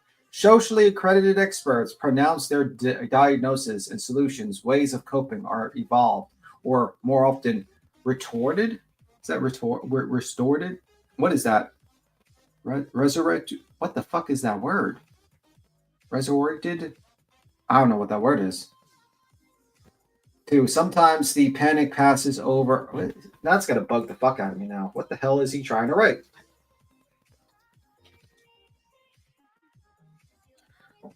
Is that resorted? Did they misspell resorted? Oh, okay. I didn't see the ass. Okay, I was about to say, like, why is there like a little thing there that's stop that? It drives me nuts. Okay, resorted. Two, sometimes the panic passes over and is forgotten. And at other times, it has more serious and long-lasting repercussions and might. You can go down. I don't know why they did. They put that thing right next to the S, and I couldn't even see the S for a moment. Crazy. I don't know what the argument is about. So beats me. Are they expecting it like a round of applause from the judge? Fantastic job. I think we just need to scroll down, but we'll wait. Nick, you're not important. You're still a loser who just like gravitates to people that do things in their life and always on someone's coattails. Ha ha ha ha ha. You're not pretty out of first place. Yeah, no shit, Mr. Nick. Let me see what Mr. Resort. Yeah, like for some reason they put that there and I didn't see the S. I was like, what? Why is there like no S? I was like, that makes no sense. And then I saw the S and I was like, oh, okay, now I see it. Granny Washington Barbecue Lady also needs to ask for a public apology from all of them. Well, yeah, but you gotta, first they gotta fight this injunction, possibly win the anti-slap, and then they can go after them if they want to countersue them. Like, there's steps. This is a process that'll take a while, and it's not going to be done in a couple of months. And unfortunately, legal battles do not done like fucking Law and Order, where it's like dun dun dun dun dun dun. They capture the crypt. They find the murder, get the evidence, get the arrest, do the trial, get a conviction. Like, that does not happen in less than like a couple of months. That rarely does not happen, even for like a simple assault cases. Look at Betty's case. How long has she postponed that shit? Unfortunately and unfortunately, legal matters are slow and deliberate. And it's so that people don't just get railroaded, basically. So, it is what it is. I'm just waiting for Queen to scroll down, but she probably stepped away for a moment, so I'll just look at the chat. Is chat geeking out if anyone else, or just let me? It's being crazy. Okay, Queen's been finding someone with IQ of a piece of bologna for 2 years. Yeah, pretty much. And unfortunately, that's how it is. Unfortunately, lawsuits take a while, injunctions take a while, especially when one side is not really interested in really pursuing it. In my opinion, I think Joe is not quite interested in pursuing it. I think Joe realized he fucked up. And I think he's dragging his feet with it. I think his plan was to really drag this. I think their plan was to really drag this on for a while anyway. So it is what it is. It sucks that people abuse the court system like this, to be honest with you, for personal grudges and shit like that. It really sucks. So, and then you got idiots in the background talking about, oh, they're scamming. They're scamming for court costs and stuff like that. It's like they don't quite realize that it takes a lot of money, takes a lot of time. It's not something that's done like especially when the other side is trying to abuse the system as much as possible and drag their feet as much as possible to basically aggravate the costs for the defendants. So, welcome to bullshit legal stuff. My attorney has already searched each of them. People would be surprised who has what of value. Yeah, and, you know, I would keep that to yourself, Granny. Keep that in the back pocket. Don't let them know. You know what I mean? Like, that's my advice to you. Don't let these motherfuckers get a chance, because I'd probably look up every way to fuck these people over and not mention a word. Don't even let them think that you have anything. And I'd probably, if I was going to countersue people, I'd countersue the people that have money so I can get my costs back and my money and get compensated, to be honest with you. I would not, Brittany, maybe you can get, I don't know if the house is under her name or whatnot. I don't know. And I don't know if her house is protected. I don't know. Beatum, I think this and the interviews with Joe were all just intimidation tactics. I don't think Joe thought he would go this far. I don't think Joe thought it would go this far too. You saw like basically how arrogantly Mr. Nik was talking about, you know, oh, these are not 1 million plus sub channels. They can't get money. You know, they can't get any fucking funds. You know, they targeted people because they thought they could push them around, and they're realizing, oh, that's not good. But I mean, basically, they won their defamation case, the Granny and Barbecue. Literally, they just have to read statement of facts and just basically copy and paste it and a few other things, and boom, they're done. They're pretty much done. They could just choose any of the plaintiffs, really. They could sue Dog. They could countersue fucking Brittany, Tony, any one of them. It just depends. I just say don't pick the broke one. Like Nik and Hong. Yeah, he already has a judgment against him. And Hong, I don't know what the hell is with him. Like, he could be like he could be like broke as a joke and have nothing. So I don't know if you want to sue him either. What was once a dream for many have now become fright. Well, I mean, like, the problem is that people went up to Brittany and told her this would be a fast solution to silence Granny, not realizing, number one, you have the Streisand effect, which basically once you do something like this, it's going to be talked about by every single other channel in that orbit. And it might break that orbit and be talked about. Other channels might talk about it. Number two, it's a legal stuff like this is a slow process in which takes fucking years and years and years. Like, could take a year or two to deal with. Especially when the whole goal was to waste money and time. That's my opinion of the plaintiffs. That's what I think they were doing. And that's we're going to see. Because like he's like literally asking the defendants, can you give us the proof of service? It's like, what? What? Let me see. I'm just waiting for Queen to scroll. I don't know why she's not scrolling. Beats him if where BJ loves to accept common law marriage, Granny or could get her house. They have lived in the spouse. Maybe. I'll see. I mean, that's up to a lawyer to figure out, to be honest with you. And I think it's kind of like putting the cart before the horse. Right now, you kind of just have to, you know, focus on the things like first win the injunction, try to get an anti-slap, then you have time to choose who you want to fucking countersue, who you want to go after, and then say which one is worth going after, and then going after them. Hell, maybe she might not, if she wins the anti-slap, maybe Granny might not want to go after them because she gets triple damages and she's probably going to bankrupt all of them. She might say, well, that's good enough. I don't have to pay more money to sue these idiots. Or she might say, I'm going to do it. Or she might say, let me do a pro se. Because it would be such an easy case for her to win pro se, to be honest with you. I don't even think she needs an attorney. It would still cost her money to do pro se, but not as much. But it's still, she could pretty much grab this document and use it as evidence. Granny said in a live once that she's considered giving the 500 and call it a day, but then she was like, hell no. Yeah, I mean, it's that's what they expect, because in the end of the day, people are, you know, there gets, you know, no offense to Granny, but Granny's a single mother. She doesn't have a lot of money. And you think about it and you say to yourself, do I really? I mean, like, that's what they try to do. They try to overwhelm you. I call it like the deer in headlights type of thought process. You know, like deer in headlights where you see like the headlights, deer doesn't move. So they try to do that type of overwhelming amount of stuff to you to make you like basically freeze. So they can, and then they give you like a way out, a simple way out, and they hope that you take it. And that's pretty much what they did. That's why they put Casser's name on there, and that's why they did that. It's a tactic usually used to people who are not quite informed about the law and stuff like that, or don't have the resources. You know, not a lot of people have like 100, like, you know, have money put aside, let's just say, that can say, okay, I'm hiring a lawyer, let's deal with this, you know? So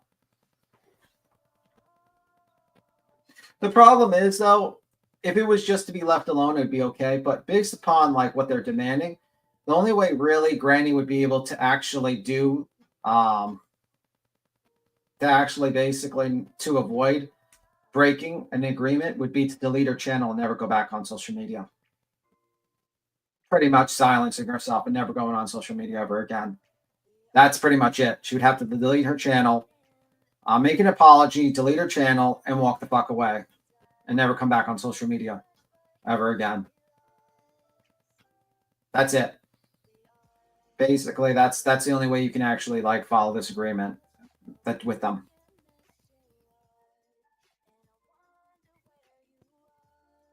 So that's pretty much, that's like kind of like you're basically saying that Granny should just have social media death at this point. Don't even bother going on social media ever again. Don't ever talk to anyone on social media, on public social media again. Hold on. Sidebar. Yeah, you stepped away for a while. Yeah, I did. I just had an emergency. Oh, everything okay? No, it's not. Oh, okay. I'm sorry about that. Yeah. I just became. Listen. I became a bird grandma, and not a bird grandma in a matter of seconds. Oh, Jesus Christ. Yeah, and so you know, like when you hear your kids screaming, stop, don't you start. I'm telling him, don't you start. I'm gonna tell him. So Duke's got important news. We got important news. We just had a birth in the house. I'm telling him, fuck, calm down. Listen, the parents just listen. Okay, the white cockatiel had an egg. Remember me telling you about it? Stop. I'm telling him, stop. You remember me telling you about it, B, Tim? No, you never told me that story. Yeah, my cockatiel had an egg. My cockatiel bird, my white cockatiel, she laid an egg, right? She had an egg, okay? So anyways, we were so proud of it. She was so proud of it. When I found it, she was like singing a fine tune. She was so excited about it. So I just heard my birds in there. They were like going off, not like a normal going off, not like a Betty going off. Like they were going the fuck off. They were, you know what I'm saying? I could tell. As a bird mom, something was wrong. I'm like, what the fuck's going on? I muted real quick. I ran in there. I said, what's going on? My kiwi bird, my fucking kiwi baby, my parrot, my green cheek conure, my little parrot, she had an egg and it dropped and hit the bottom of the cage and broken, like split right in half. Terrible. It was so sad. It was so depressing. I fucking tried to grab it from the bottom of the cage. It was broke open. I'm like, oh, sis. She was still happy about it. She was in there singing a fine tune, trying to tell me about it. I was like, oh my God, you guys. I said, I got to go tell everybody. I decided to fix their waters and give them their calcium and stuff. Cause you know, when they lay eggs, Uncle B Tim, it was really fucking cool. I knew you was going to be excited, Uncle B Tim. Dude, I told him. All right. You good now? All right, man. All right, dude. Go back to sleeping. He's very fucking concerned about it. He was really fucking concerned. He stood there like, what is going on? Why are they screaming so loud? Yes. Listen, now they're all quiet. Who's the dad? Tweed. I have two of them in there. I have a green cheek conure and a yellow, or it's like a yellow, green cheek, red cheek conure. I don't know. Anyways, I got a boy and a girl in there, and they've never had an egg. They've never even been like, You know what I'm saying? And I think it's kind of cool that they both just had their eggs at the same time, little spring chickies. You know what I mean? So way to go, Kiwi. Okay, girl. So she's all. This is the first time she's ever had one. I've had her for 4 or 5 years now, and she's never had one before. This is the first time. Wow. That's interesting. I mean, like, kind of sucks that happened, but I was like, oh my gosh. Well, yeah, I mean, you know, they're all duds, but yeah. Duke's excited about it. Don't mind him. Go ahead. All right, here we go. I had to have a quick Duke, sidebar. go back to your natural state of sleeping all day. Duke, sleep. Well, he's excited. I mean, you know, he was going to be an uncle again, and then it was like that fast. Bam. You know. Yeah. September. They're both duds. I mean, they're both. Yeah. Okay. You can scroll down. You can scroll down. You can scroll down. How far down? Just go back up. Go back up a little. Go back because I didn't read their complete bullshit. Okay, right there. That's fine. Yeah, we are witnessed. Let me see.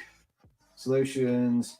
And other times it has more serious and long-lasting repercussions and might produce such those in legal and social policy, or even is the way society conceives itself. We are witnessing one such moment of moral panic fueled not by traditional media whatsoever, but by the vast reach of social networks and well-coordinated acts. Search is as sensitive as the one for 15-year-old Sebastian Rogers demonstrates how public panic driven by coordinated misinformation distort. You can scroll down. The very foundation of justice. The defendants in the case. We got to read these little things too when they pop up, so we can see. It says because it says Stephen Grossman was this hot crimes, a study in excess. We got to read these little things, these little side notes here. Some when they come up, when they pop up. Sometimes they're interesting, sometimes they're not. But this is the one. Remember, there was a couple in here that were.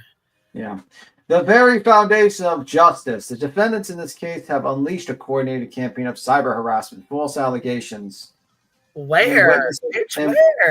And witness intimidation in search for 15-year-old Sebastian Rogers. What began rumors has now escalated into a full-scale conspiracy led by 6 or more individuals who have weaponized social media to obstruct the justice and silence those trying to find the missing child.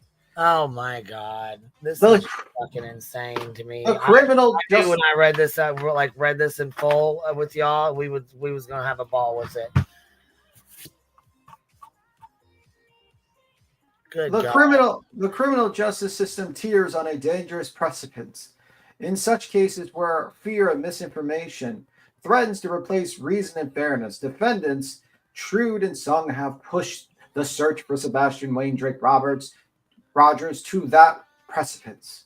Get the fuck out of here. See, you see what I mean? Like, listen, we got to read some of the ones where when Betty filed mine, when all the fucking fuck shit she put in there. Oh my God.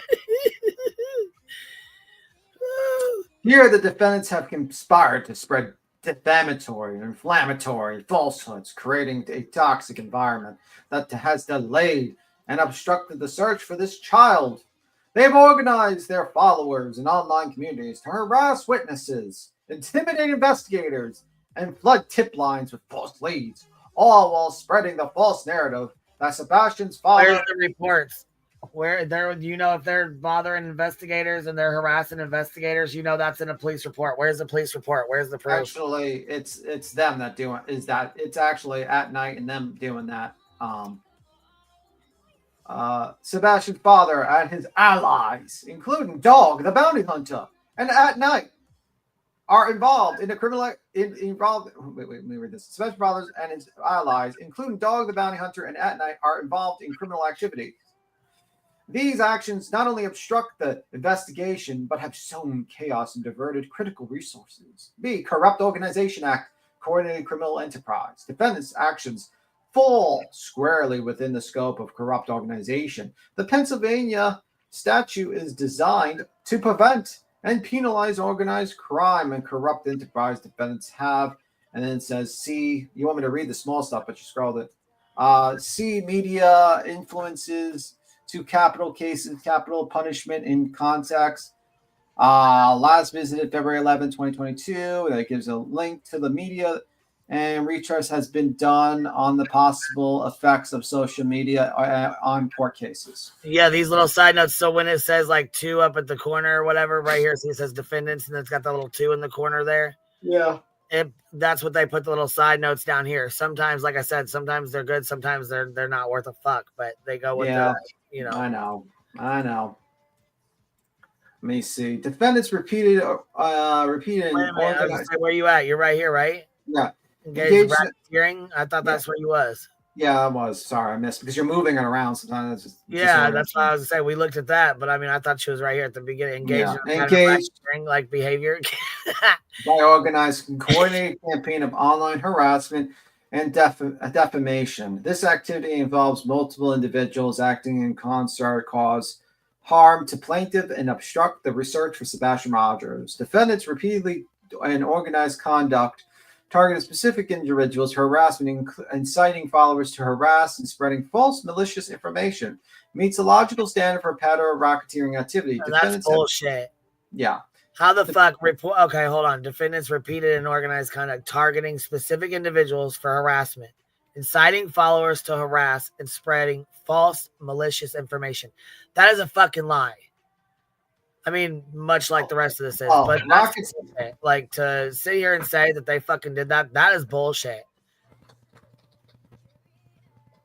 It meets the legal standard for a pattern of racketeering activity. Bullshit. So this is this is RICO. It says these are what can fall into RICO: kidnapping, murder, bribery, arson, extortion, gambling, drug dealing, and mail and wire fraud. What they're claiming is defamation. And legal dictionary is what this is here. Legal dictionary. I just put RICO charges. Let's go look this up here real quick. Yeah. What they're claiming does not fall under defamation. I mean, does not fall under RICO. Not at all. Yeah. Not even a little bit. And the lawyer that filed this should know this because they're a lawyer. And by them putting that on, right there it is. Drug trafficking, money laundering, helping immigrants illegally into the country for financial gain, and terrorism. The fuck out of here. Here's a civil one. If someone brings a civil RICO case and wins, he can win treble damages. This means that he can win 3 times the amount of damages he initially claimed. In order for him to be successful in his claim, though, he must be able to provide 3 elements. Criminal activity, he must show defendants committed a RICO crime. If he alleges fraud, the court will ensure a thorough investigation of the matter before making a decision. Patterns of criminal activity, he must be able to show that the defendant committed a pattern of at least 2 crimes. Patterns can include everything from the same victim to the same methods used to commit these crimes. Else he can show the crimes happened within the same year. Statute of limitations. The statute of limitations on a civil RICO case is 4 years, which starts to run the moment the victim discovers the damages. If he does not file a case before those 4 years are up, the law precludes him from pursuing damages. And then the anti-slap laws are right here underneath of it.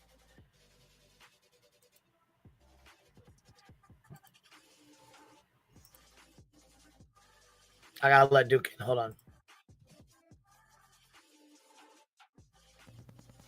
Yeah, I mean, basically, what they're doing is does not fall under RICO. What they're claiming, and the lawyer should. Yes, it's my opinion, and based upon reading Google and all that stuff, and does not, in my opinion, fall under what you can bring a RICO. First off, for a civil, that the only people that can really charge someone with a RICO is a DA. Civil people can't be like, well, we're gonna accuse you of a crime, of being part of a racketeering crime, because that's the DA's job. That's like, you can recommend charges to the DA. You could be like, hey, we believe that this falls under RICO. Here's our evidence, and then the DA can look into it and be like, okay, well, we think this, and then do a charge, and then if these people have been scammed, and they can bring a lawsuit or whatnot. That's usually how it goes. But when you have a situation like this where they're accusing someone of a crime in court documents and saying that these are statement of facts, you just committed defamation. You've lost if they sue you granting a barbecue sushi. You're just pretty much dumb. Civil RICO is a real claim, but it is extremely hard to meet. Yeah, you basically have to have a criminal. There has to be like a criminal case that's already been done, like filed by the DA. Civil people can't just say RICO. Like there has to be proof, basically, of this, because then you fall into the category of committing defamation. So I don't know. I mean, it's a very bad situation, and for Mr. Joe Lazniak, because his name's signed on this trash. And what's going to happen is that when and if this goes in front of a judge, he's going to have a lot of explaining to do, and he better have his arguments lined up, because if he doesn't, he's going to be in very, very big trouble. And that's just an opinion I have. Maybe he won't be. Maybe the judge will be like, well, okay, but I doubt that. Lawyers are held to a higher standard, higher than, just a pro se litigant.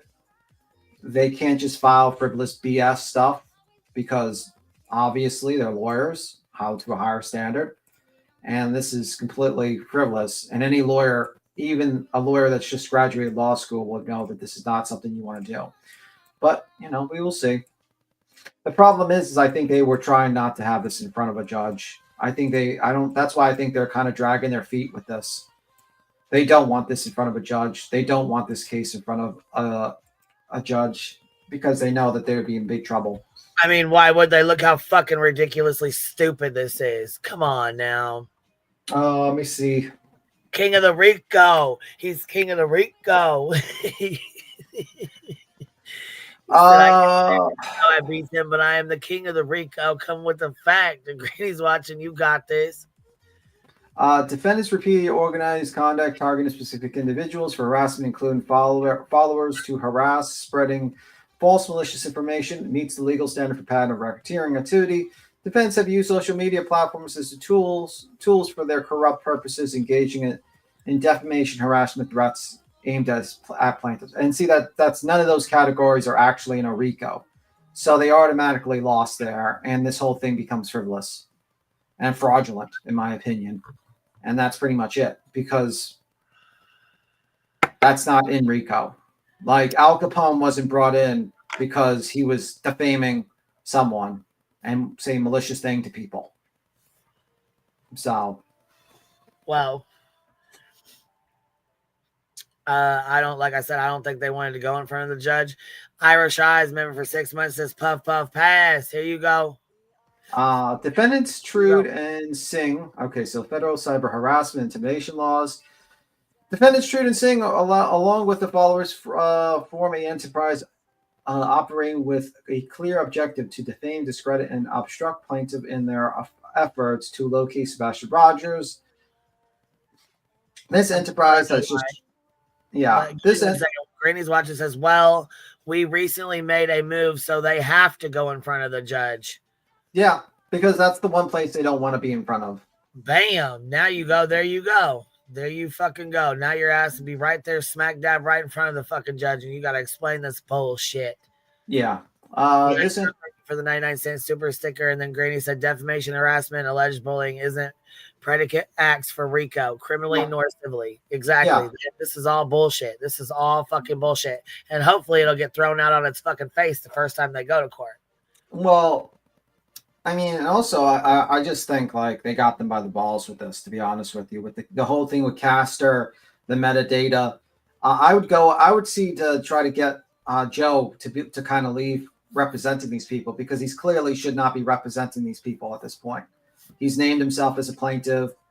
The metadata for the exhibits are not his. Well, yeah, I mean, isn't it? Wouldn't that be considered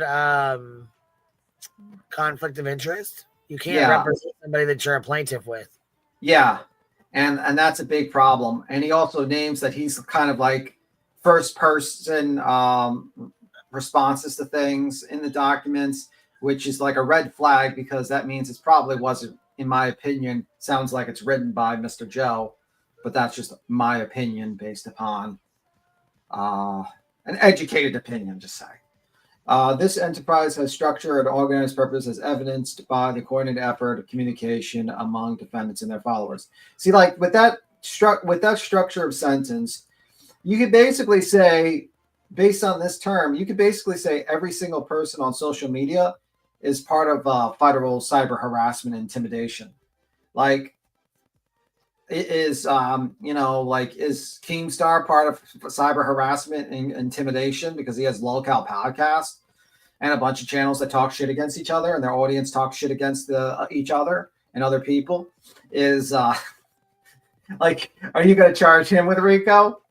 He's king of the RICO too, or something.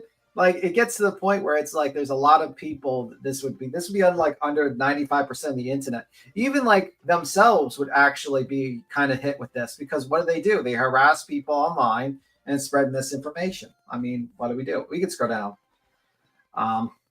It's so silly. Let me see. Will the chat slow down? Let me see. Plus, my attorney hired an analyst to compare writing. Yeah, that's going to cost money, by the way, too. But I would say, like, I'm sure your lawyer has a plan. I'm sure your lawyer is probably thinking about suing the fuck out of the lawyer, to be honest with you, Mr. Joe Lasniak, I think. If it comes back, I'd probably think, like, he's probably thinking that way, because you want to sue people with money. You don't want to sue people that are broke. And I don't know if you want to sue Nik or Ham, because I don't think they have a dime between themselves. If you're bragging about $1,000 shoes, that's broke energy, bro. That is broke energy. I'm just waiting for Queen to scroll down, but when she does, I'll continue reading. We'll see. Like the thing. Sorry. No problem. You're sleeping on the job. We're gonna have to like rolling on the job, trying to get it rolling on the job. Unbelievable. You know, you'd be fired if this was like a job. You'd be fired right now. Oh fuck. Well, I mean, I wouldn't be rolling up blunts from joints and smoking on the job right now. Depends on the job, I guess. All right, there we go. Fire in the hole, smoke them if you got them. Let's go. Because we're only up to page 11 of 111 page document. That's a lot of this is fucking bullshit too. Yeah, we read cyber harassment. We already got that. Okay, firewall cyber. Here, this one, okay. D. Yeah. We're on D. Yeah, defamation and harassment claims under Pennsylvania law. Defendants Trude and Singh, along with their followers, form an enterprise operating with a clear objective to defame, discredit, obstruct plaintiffs in their efforts to locate Sebastian Rogers. This enterprise has structure and organized purpose, as evidenced by the coordinated efforts and communication among defendants and their followers. That's ridiculous. But you can scroll down. Standards for preliminary injunction. At night is seeking a preliminary injunction, preventing defendants from continuing their coordinated campaign of harassment, defamation, obstruction, and thereby stopping further irreparable harm. The elements that must be established by the parties seeking preliminary injunction are set forth in the Overland Enterprise Inc. versus Gladstone Park. What's the Overland Enterprise Inc.? Let me see. Overland Enterprise Inc. versus Gladstone. Let's see. And you can scroll down. I'm just going to look it up while you're doing that. Right. Well, I mean, I know I can scroll down. I'm following with you, but I'm just saying I was waiting on you to look it up. Well, let me see. What's that's case? That was with this. Back to procedural history cases. I'm trying to, like, it's a pretty long case. Let me see if I can just get an overview. It's a Pennsylvania case. Gladstone Partners, successful PCA Corporation, real estate obtained via judgment against former lessee. What the fuck? Preliminary injunction. Okay, let me see what the fuck. Okay, Gladstone Partners, successor PCA Corporation, appeals the order entered on. This is opinion. Trying to see where there's it. Like, where's injunction? When did they file an injunction? Why would they use this as an injunction? Hopefully, file a petition for a preliminary injunction to enjoin Gladstone from exercising possession over property, despite the fact. So they used as case law for injunctions. Okay, whatever. Let me see. I gotta find what the hell they're talking about. Yeah, see, that's what I'm saying. And well, and you know what else though? Listen, when Betty did when she first filed the lawsuit against me, you know what her fucking stupid ass did? She put a bunch of links in the filing, and they all went to some weird ass Chinese channel that like had nothing to do with nothing. They were just weird ass links that she just put in there because she knew the judge wasn't going to go check them. She knew there was no way to go check them. So instead of putting the original links in there, the ones that she actually was talking about, she just said fuck it and put in just weird ass links. I'll show them to y'all. Oh, I've seen them. Well, like it went to a Chinese channel or something like that. Weird ass. Yeah, I showed them to you guys. Yeah, yep. And I was like, literally, one of these days, I'm gonna go through my whole lawsuit. I'm gonna go through the whole thing. The one that was dismissed already, and this one. As soon as this one gets dismissed, we'll go over both of them, and I'll show you all the dirty shit she pulled. What's up, every day with Jay? What you doing, baby? How you doing? I'll show y'all all the dirty shit she pulled this entire time. Because look, you know what? They're already doing their answers and shit. We just got started on ours, and we're a year and a half in. Shit, June will be 2 years.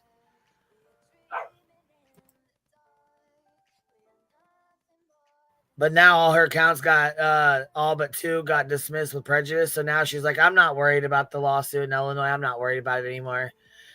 I've already made you come out of pocket enough, which I mean, she's got a countersuit on that ass. So she has no choice but to deal with it. Yeah, I mean, at this point, the judge is going to demand her to do discovery about it. I'll just take care of it on the RICO. I'll just put her on the RICO. Yeah, the RICO's not looking too good. This is not a fucking RICO. This is a bullshit ass fucking garbage trash bag fucking wet dream you had. Stop it. The RICO's not looking too good, to be honest with you. It's actually looking kind of worse than her Illinois. The Illinois case. She might be in big trouble with this one, even more so, to be honest with you. But anyway, yeah, so it's a case talking about the injunction. I'm not even quite sure how it's related to this, to be honest with you. I don't think it was based upon defamation or anything like that. Reading it.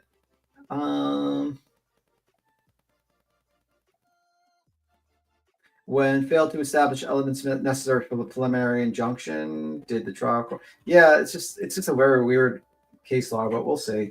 Parties seeking a preliminary injunction must show that an injunction is necessary to prevent immediate or irreparable harm and cannot be adequately compensated by damages. Second, the party must show that you can scroll.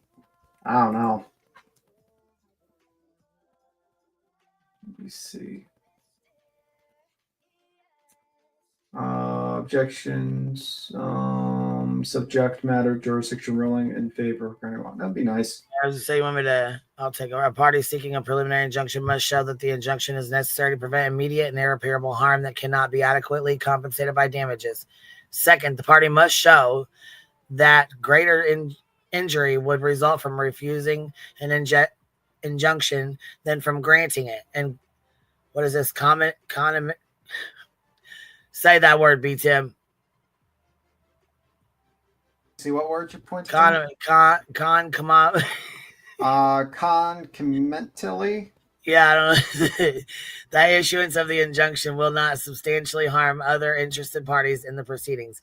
Third, the party must show that the preliminary injunction will properly restore the parties to their status as it has existed immediately prior to the alleged wrongful conduct.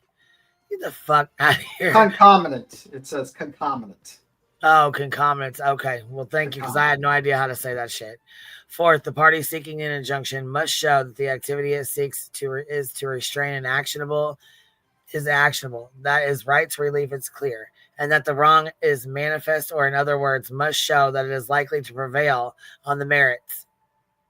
Fifth, the party must show the injunction it seeks is reasonably suited to abate the offending activity. Sixth, and finally, the party seeking an injunction must show that a preliminary injunction will not adversely affect the public interest.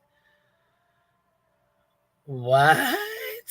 Well, it sure did. I mean, this would affect the public interest because you would be limiting everyone's freedom of speech. You haven't defined, like defamation. You can't say RICO is defamation, and based upon their definition, basically anyone can bring this action to almost every single person on social media, including themselves. So this would not be actually good for society as a whole. It would literally, like, you literally would have to delete social media. You would not have the internet anymore, actually. So I don't know if that's a good thing. So here's the argument. Here it is. What you need, baby doll? Oh, hold on. Let me mute real quick. Go ahead. Or you want to read it, Tim? Go ahead. I got my little ones here. Hold on. All right. Let me see. Relief necessary to prevent immediate and irreparable harm that cannot be compensated by damages. The record establishes that a preliminary injunction is necessary to prevent further harm to the plaintiff. Defendants have engaged in a coordinated campaign of cyber harassment, defamation, obstruction, all of which were here severely harmed the reputation, safety, and emotional well-being of the plaintiffs. The ongoing harassment has caused immediate harm that cannot be adequately compensated by monetary damages alone, as noted by Imbrigo versus Rebar. Let's see, Imbrigo versus Rambar. Is it Rambar? Let me see. Beer. Let me see. What's this case about? Summary. I wish there was like a simple summary, like they have on the beer. It's a 2007 case too. Okay. Let me see. Noting that injunction addresses the status quo as it existed between the parties before the event that gave rise to the lawsuit, not the situation as it existed after the alleged wrongful act, but before entry of the injunction. That's what that case talks about, the summary. What is that case about? In December 2003, Tara DeSimone, Joseph DeSimone, and Frank Cifarelli resided in an apartment located at 338 Beverly Boulevard, Upper Derby, Delaware County, Pennsylvania. The property was owned by Robert and Rosemary Revere, either individually or through Revere Real Estate, Inc., Revere Property Management. A fire occurred at 338 Beverly Boulevard on December 8, 2003. 23-year-old Tara DeSimone and her 4-year-old son, Joseph, perished in the fire. Frank Cifarelli suffered serious injuries. The 3 lawsuits were commenced by writ summons and on behalf of the victims of the fire. Hereafter, collectively, appellees naming as defendants Robert M. Rebar, Rosemary Rebar, M. Rebar, Real Estate, Inc., and Revere Property Management. Hereafter, collectively, appellates. These suits were consolidated by trial court in order at Delaware County, and it gives a number. The complaint filed the consolidated action, asserting that the appellates engaged in both intentional neglect conduct in violation of provision of both BOCA Code and the local safety codes established by Upper Derby Township. These violations allegedly caused the fire that killed Ms. DeSimone and her son and injured Mr. Cifarelli. Among other things, the appellee's complaint alleges that at the Beverly Boulevard property, appellates violated the applicable safety codes by failing to provide required smoke detector prevent dangerous. It is undisputed the appellate possessed over $1 million in liability insurance.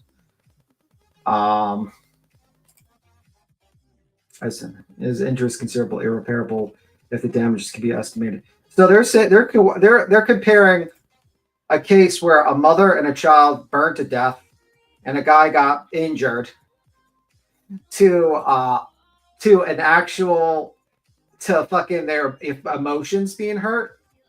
That's kind of crazy, actually. Like, oh well, what we're suffering is just as bad as the mother and the baby being dead, and Mr. Cifarelli is injured. Wow, that's kind of crazy. That's pretty crazy, actually. That's not something I would probably want to compare the two. Like, one is some emotional sadness, or like you get a little, let's say bullied or whatnot, if they want to put it that way, which I don't think anyone gets bullied online. You just turn off the fucking computer, but whatever. But yeah, that's pretty crazy that they've actually comparing case like that where two people burned to death, a baby and a mother burned to death because neglect by landlords. as injury is considered irreparable if damages can be estimated by conjuncture. So they're basically saying their emotional pain is and their supposed reputations are something that is the equivalent of a woman being burnt to death and a baby being burnt to death. You can't really make damages for that, which, by the way, you actually can make. There is a book on damages for that, actually.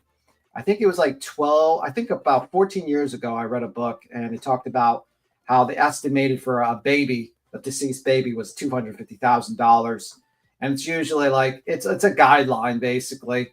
The main reason is because the baby doesn't have a job, doesn't support, you know what I mean? Like they go by that. So yeah, then you go by, okay, if the person was alive while they were, you know, burning or other things, they go into that. Goes into pain and suffering. That's why in a lot of car accident cases they ask, hey, did you hear that person say anything before they died? It goes into pain and suffering. So yes, there are calculations based upon that, actually, but it kind of goes into the nitty-gritty kind of morbid territory, but that is calculated by lawyers every single day. Emotional distress is usually more tougher, but you know, when it comes to that, but it is what it is. But yeah, they are comparing those two cases, which is kind of crazy. We're just waiting for Queen to get back. She said it's doing something. When she gets back, we'll continue reading. BTM, they are crazy. I can't believe they would even compare the two situations. Landlord neglect that caused 2 deaths and someone hurt someone are not comparable at all. No, they're not. They're not comparable at all. And I guess they didn't quite understand to actually look up the law and say to themselves, wait a minute, that's not comparable. But that's what they do. They put like these codes in, and they don't expect anyone to actually look them up and read them, and then like kind of do a deep dive to understand them, and say to yourself, "Hey, wait a minute, that's not comparable." They expect like idiots like Easy, like the Eves and stuff like that, to just read it and just regurgitate it, and not even bother to kind of like look up the laws and look up the codes and kind of say to themselves, "Hey, wait a minute, would that be an actual good argument?" Like, because the judge is probably going to listen to this and be like, "Wait a minute, you're comparing a case where a woman burned to death and her baby burned to death to your client's emotional distress online. Okay. How?" But like, unfortunately, people are just very easily, you know, people don't do research. People don't read up that stuff. So, you know, it is what it is. They just see Castor's name on there. And it's society becoming dumber and dumber, unfortunately, because they don't want to actually research and read things, especially with Google. We'll see. We will see. When Queen Beam's back, I will continue. What are we asking for mods for? I don't know, but apparently Ambraga and Reber, they're comparing the irreparable damages to their emotions to a case where a mother and a baby burned to death, and the father apparently got injured or something like that with the fire. And they're trying to say that is comparable to their emotional distress, their damages. What? Yeah. They are comparable. They are comparable damages. They're comparing now those two things as similar. I'm fucking done. So we can keep on scrolling, but I looked up the case law while we were sitting around. What do we got back here? What's up, Ziggy? What you doing? What is up with? Oh yeah, I was gonna say, you little fuck stick. What are you doing, little punk ass bitch? Yeah, I knew you was up here. So I knew you was gonna come up here and talk some shit. See, you can't fuck with us. We already know. We know a troll when we see one.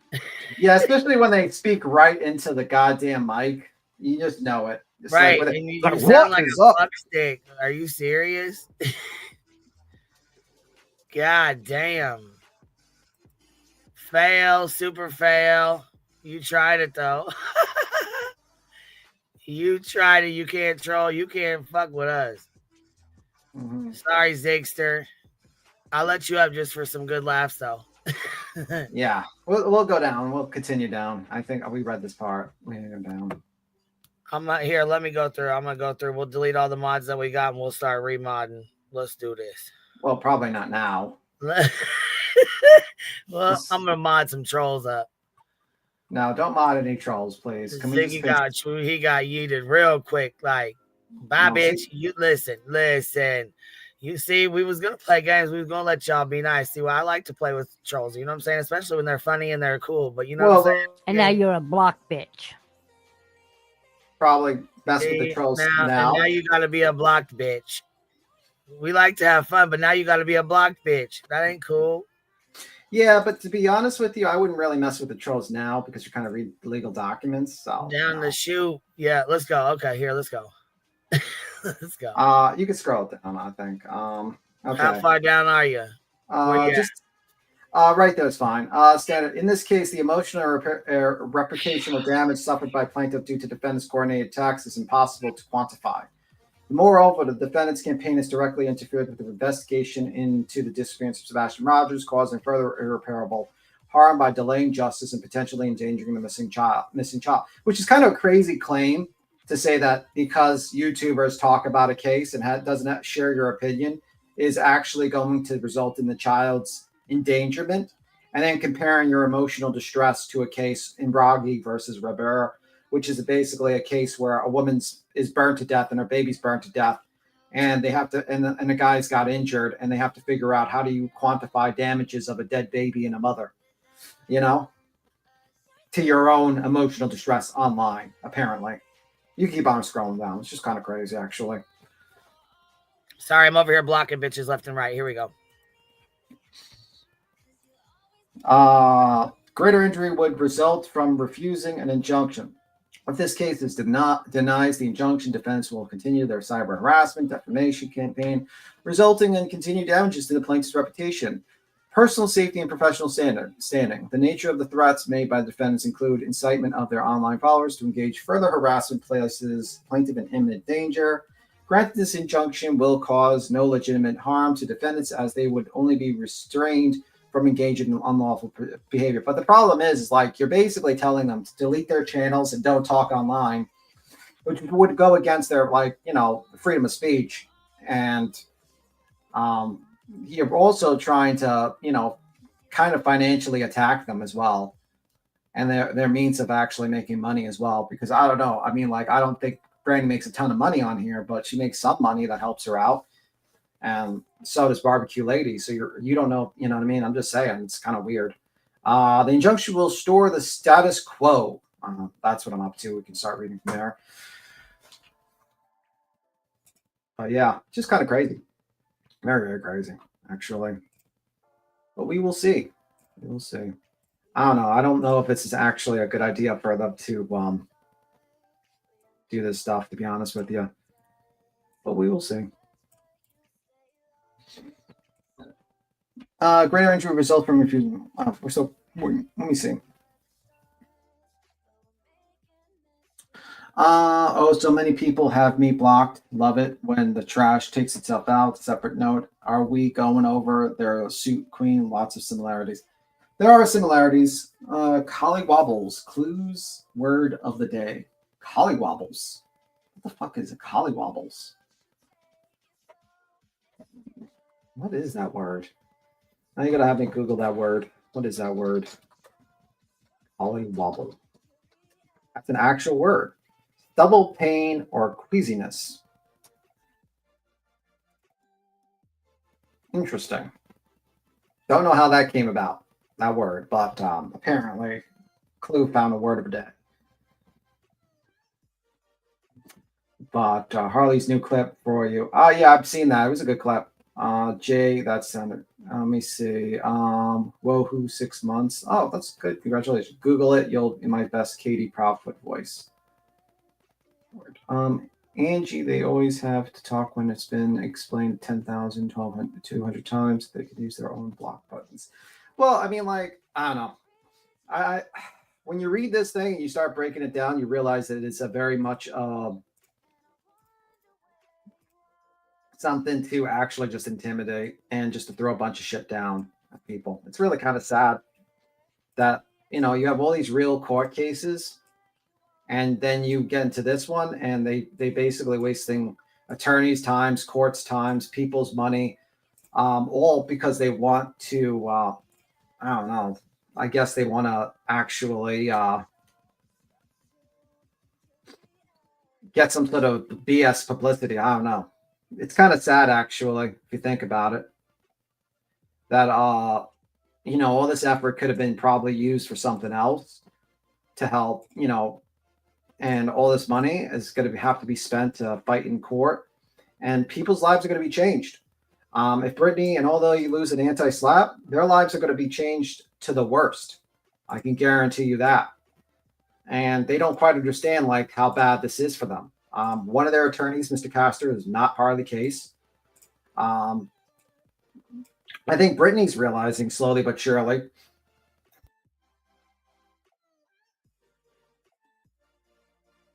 I think Brittany is realizing it slowly but surely. It's a bad situation that she's in. Clue, you got to walk me to right into another word. Trip like bearded clam. Oh, fuck. And I just said it. Fucking swear to God. Because I was reading her comment. They, as though as much as possible into this, hoping something would stick, but never provide. Well, what they were hoping, one, for intimidation, two, for someone to not hire an attorney.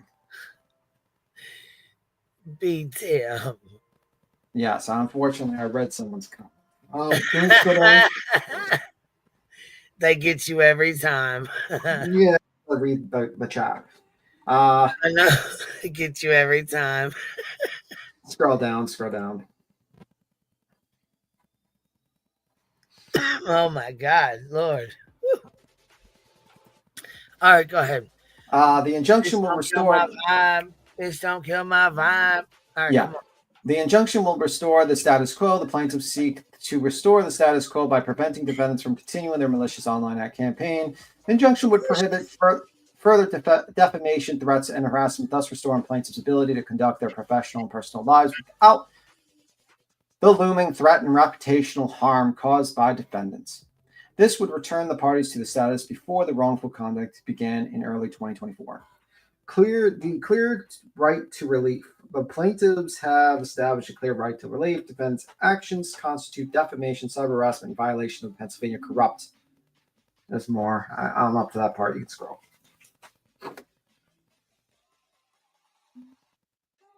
So far, I don't see how any of this is related to RICO.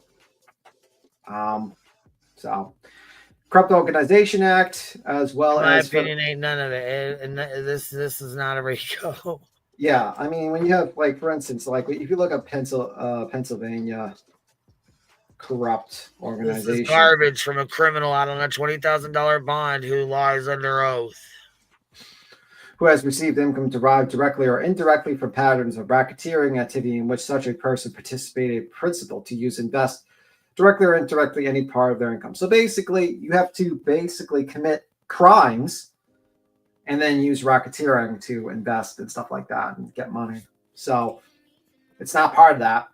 Having a YouTube channel is not a criminal activity. The declaration and video evidence submitted by the plaintiffs provide undeniable proof of defendants' coordinated and harmful behavior.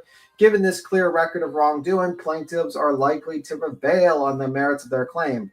So basically, they're saying, like, listen, if we actually bring an actual claim, we're gonna definitely prevail in all this stuff, and we should definitely just win automatically, basically. So that's basically what they're saying, that they have enough to prove that they can get this stuff going, and they should get this, you know, they should just win automatically because they have all this evidence. Boom. Where's the proof at? We saw the proof in the exhibits. That's their proof.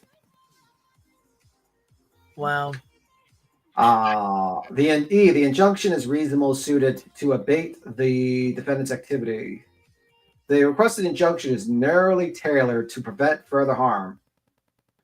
Plaintiffs seek to enjoin defendants from engaging in any further defamatory statements, online harassment, or incitement, or followers to threaten to harm plaintiffs.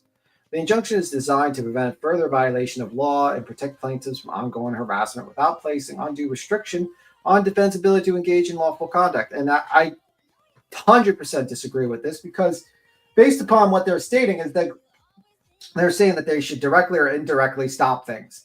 And basically they want them to, like, delete a bunch of videos that they claim is defamation, but they don't want to save the videos and they wanted to do this. And I'm like, there's no way that you can keep an online platform by following these things. They didn't say like so-and-so section here defames me, so that we want this removed or something like that. They just literally just made a blanket statement, and they didn't really say what was the defamation, what was the thing. And this is not a defamation case, really. So I don't know what they're doing, and it just doesn't make sense. And that's probably why it's getting thrown out, because it doesn't make sense actually at all.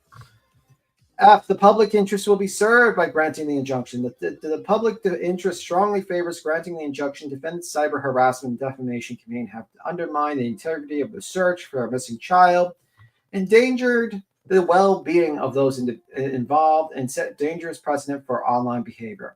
Stopping this coordinated criminal enterprise is not only in the interest of the plaintiff, but also in the interest of protecting the public from further harm caused by unchecked cyber harassment and defamation. The balance of harms overwhelming favors of the plaintiff. The continued defamation harassment have caused and will continue to cause irreparable, and then you can go down more, but I'll wait. Let me see. Let me see. I'll wait for Queen to scroll down, but we'll see. I don't agree with anything they're stating. We're up to page 15, and it's nonsensical at this point.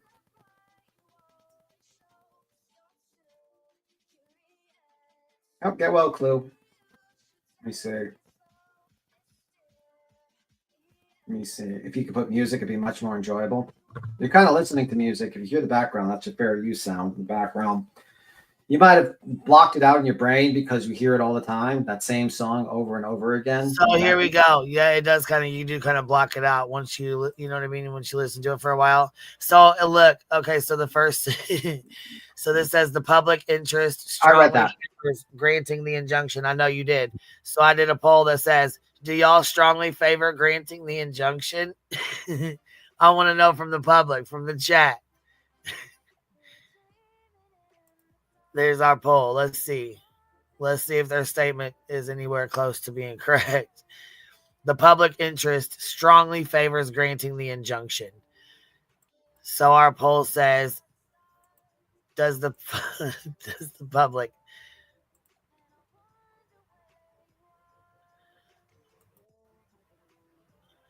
my little thing just turned off. I don't know, my screen's being weird. All right, go ahead. I need you to scroll down. We know that wasn't Ziggy. We know that wasn't. We know that. Yeah, I would have been surprised if that was it. As I say, they're trolling. And I mean, like I said, if they were funny trolls, it would be one thing, but we're not dealing with no assholes. You know what I mean? Like I said, we like funny trolls. We don't like assholes. It's funny that we're basically reading a case that these plaintiffs are saying that they're being harassed and cyber stalked, but yet and all this stuff, then we're getting trolled when we're automatically reading this thing. It's very interesting. Makes you wonder how that's starting already. You know what I mean? Like someone wants us not to read this. And look, they did. Y'all read it correctly because it says, do y'all strongly favor granting the injunction? Nope. Yeah, no, absolutely we do not strongly favor it. Nope. Y'all answered correctly. 83% said no. 17% said yes. I don't know. 17%, whoever 17% is in here, it's those motherfuckers. Look, it's the plaintiffs. It's the plaintiffs. It's the plaintiffs. They're the ones who agree with it. The 17%. That'd be the plaintiffs. Wow, that's crazy. That's crazy. They're the ones. That's too fucking funny. Okay, here we go. Here we go. Let me see. Damage to plaintiff's reputation. Criminal enterprise. That's cracking me up. Okay, sorry. Go ahead. I'll mute.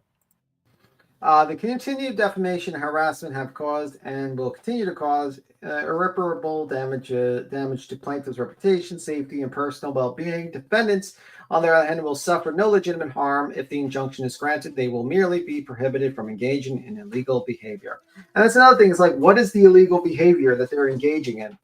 and then it's just and then it's an order, and it says now this is, and this is like, you know, the usual, hereby retained from the further engaging. Okay, so it's like it's hereby ordered that the preliminary injunction is granted in defense Trude and Singh. One, are hereby restrained from further engaging in any defamation, harassment, or dissemination of false information about the plaintiff, including but not limited to defamatory statements, online harassment, and any communication or publication designed to harm plaintiff's reputation or incite violence or harassment against them. Like, this is unenforceable. I mean, like, for instance, I'll give an example. Destiny, he's in trouble because he's been basically, someone hacked his girlfriend's, like one of the women he slept with account, and revealed videos with her and him. If you talk about that story, it's going to hurt his reputation because it shows him as a creep that records women that he sleeps with. Would you know what I mean? Like, that's like a blanketed stating the truth can damage someone's reputation. So if like Granny plays a live stream of Mr. Seth Rogers pretending to jack off on a live stream and then proceeds to play it and say how disgusting it is, wouldn't that damage his reputation? That makes no sense, that order. False information. What is the false information? You didn't show an example of the false information that they stated. You made one quote, and that was basically it. Harassment, you haven't shown their harassment. And like, I looked at your exhibits, and none of them really show harassment or defamation or anything from Granny or anything like that. And incite violence, I didn't see any of them say they're inciting violence against you. And obviously this order is ridiculous, but whatever. And then it says, 2, defendants and any personal or entity or entities acting by or for or through them, including but not limited to online creators, social media influencers, and followers. So basically, like, they're saying, well, we're not only ordering them to not say anything, but we don't want them to be associated with anyone. We want them to control the internet. Okay. We want like, basically, Granny's going to have control over us. They're going to have control over everyone that talks about them. And if they don't have control over them and tell them what to do, then she's liable for what other people say on their channels and what other subs do. You can scroll down, but that seems kind of do you all strongly favor that granting? No. I don't know. It seems like since Dolly clapped the fuck back at her, she fucking left him be. She's like, fuck that, Bester. I don't know. I think Bester knows that she's in a very precarious situation with him. I feel like he has some. I feel like Betty doesn't go after people if they have like dirt on her, and I think that Dolly's got some dirt on her, some real dirt. So I'm sure he probably does. I mean, especially with the Quinn Simon shit. I mean, fuck. Look what Shannon just dropped about fucking Savage's bitch ass. Yeah, like we didn't even fucking know nothing about that. That's wild as fuck, wasn't it? That was wild as fuck. Yeah, and then like, so I think like basically. Like, hold on. Wait a minute. A whole ass interview with him. What? Wait, don't they fight the tragedy pimps? Holy crap! They fought those tragedy pimps. Those people. Sab's like, I need receipts. I need receipts to be shown. It's like, okay, lady. I don't think you want that. I think Shannon's got receipts. You probably don't want her to pull up the receipts. I think you want her to move on. Like, at that particular moment, you want to just ignore and move on. But, be dumb. Be dumb. Basically, Shannon just dropped a bomb last night that basically stated that Savage and with Val went down to Tennessee to interview the Wells and used a sick woman to get the contact with. And then, Did she say that too last night? Yeah, she said like a sick woman, like their contact with some sick woman. And the woman asked. I must have missed that little piece. I was still on the floor when she said that they did an interview of the Wells. I'm like, what? The secret interview of the Wells? Hold on, what? And I think it didn't go well. I think they either got cold feet and they just didn't want to publish it, or they did a shitty job and they didn't want to put it out or something. I don't know. Why would they be interviewing the Wells? No clue. I have no idea why a channel like that would be like, we're going in to interview the Wells. To me, it's kind of crazy. That's kind of odd too. I don't know. Yeah. So, yeah, Savage isn't so much about them babies. Now is she? Yeah. So that's the big news. Shannon dropped that. And Shannon's fucking pissed because basically she's in her deathbed and they didn't even bother to text her. Has Savage responded to anything Shannon said at all? Or did she just not? Her response was, I need those receipts. Basically. There's no receipts. Okay. So, Savage said there's no receipts or whatever. So Shannon. Shannon's lying, basically. Okay, gotcha. That's her receipt. I didn't know if she responded yet or whatever. If she said anything back to her. I think she made a community post. That was her big response, with a total of 8 people replying last I checked. Well, I mean, that's what happens when you like leave your channel to die, and then you basically try to make as much money as possible on locale, and then realize that you have no personality but a laugh track. And no one really gives a fuck about you. I mean, pretty much. That's what happened. All that was. There was no talent. She was not funny. The funny people were Shannon. The funny people were around her, and she had no talent. So it is what it is. I do think, though, Shannon would be good for Walkout Queen because she can dress up and be funny. Use your newscaster voice and speed. Jesus Christ. You could. I think we read 2. I read most of 2 that's shown on the screen. I can read more. Are you ready to roll down? Yeah. All right, go ahead.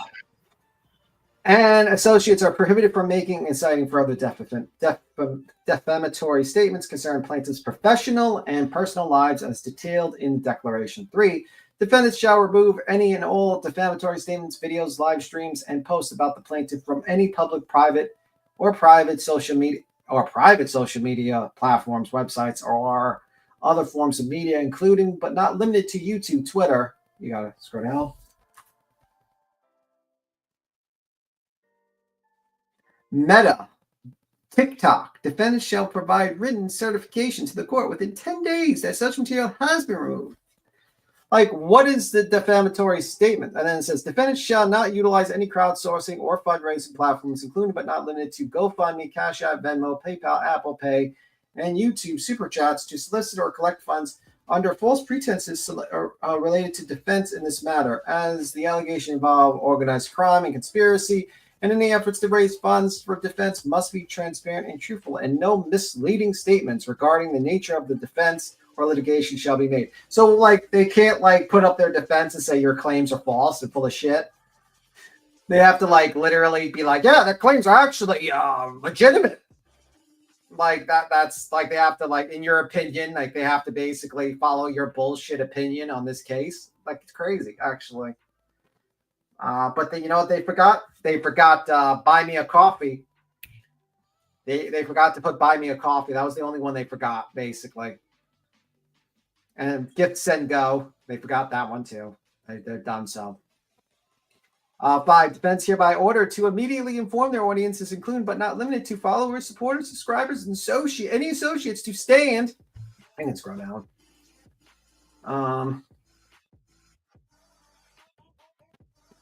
It's Beaton's fault that their lawyer L left beats him, hurt his feeling about his hair. Don't say that. He might sue me for that. He might get his BP's hurt for that one. Associates to stand down, cease and desist from any and all defamatory, harassing, threatening behavior. Defendants must explicitly instruct their audience to cease any continued future threats, both online and in person, against the plaintiff, their families, business associates, or affiliates. Defendants shall provide proof to the court within 7 days that such statements have been made in good faith. So, like, apparently you're supposed to be the police of the internet and tell almost everyone to do what you say. Okay, good luck with that. It works so well. 6, defendants shall refrain from making any further contact with plaintiff, their families, their business associates, or employees, either directly or indirectly through any medium, including but not limited to social media, email, or in person, except through legal counsel or as required by law. Well, you already broke that one because you tried to contact Granny through just him personally, and you keep on adding all these people on Twitter. So you're breaking your own statements, by the way, Hong and Nik and the rest. 7, defendants shall reimburse plaintiff for costs incurred as a result of defendants' defamatory actions, harassment, and interference with their business, including attorney fees and other litigation costs. Pending further order of this court, such other and further preliminary relief as honorable court might deem appropriate. You can scroll down.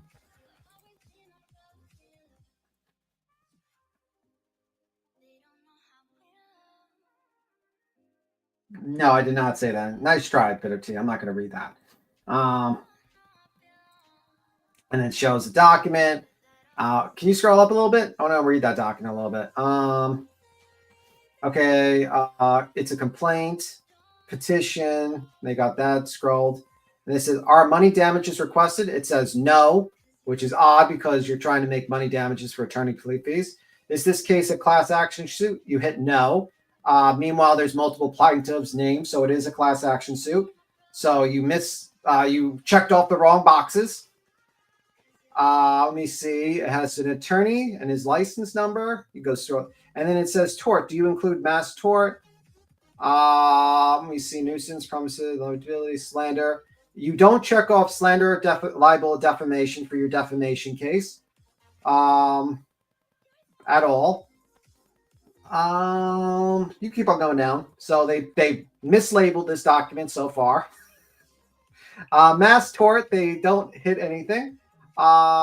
Miscellaneous, they put other. Complaint in equity.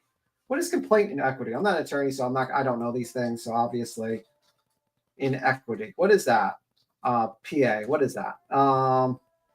Complaint is in equity can be filed with Pennsylvania Office of Attorney General or Offense Court. The Office of Attorney General handles civil rights complaints, while the Offense Court handles disputes between. Wait a minute, what? Pennsylvania complaint in equity can be filed with the Pennsylvania Office of Attorney General.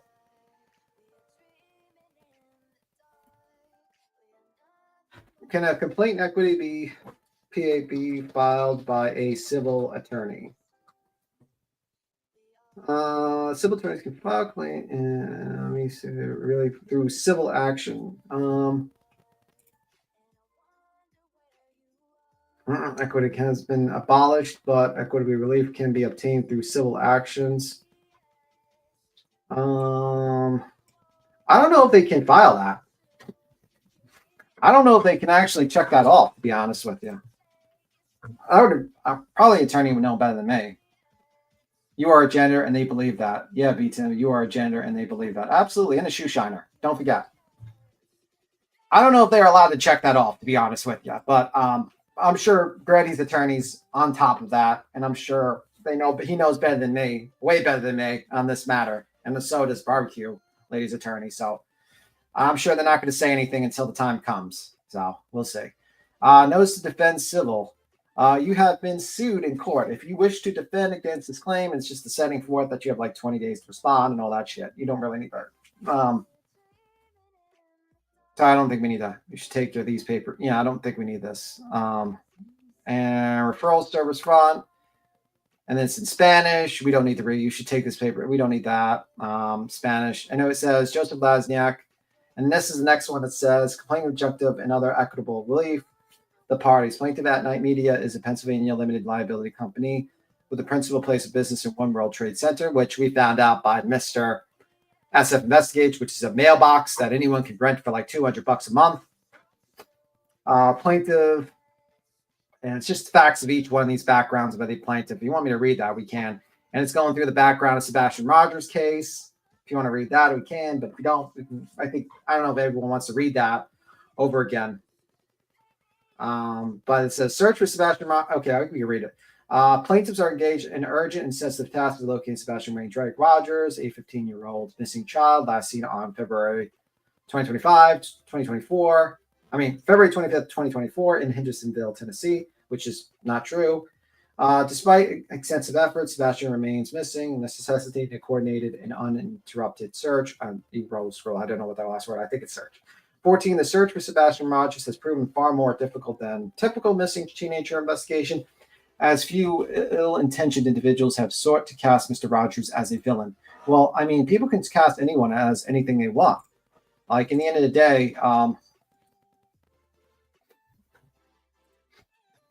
day, people can have opinions on people. Like, I can't sue, like, for instance, people because they don't like me. Like, if someone thinks I'm an asshole, can I bring a litigation and sue them for it?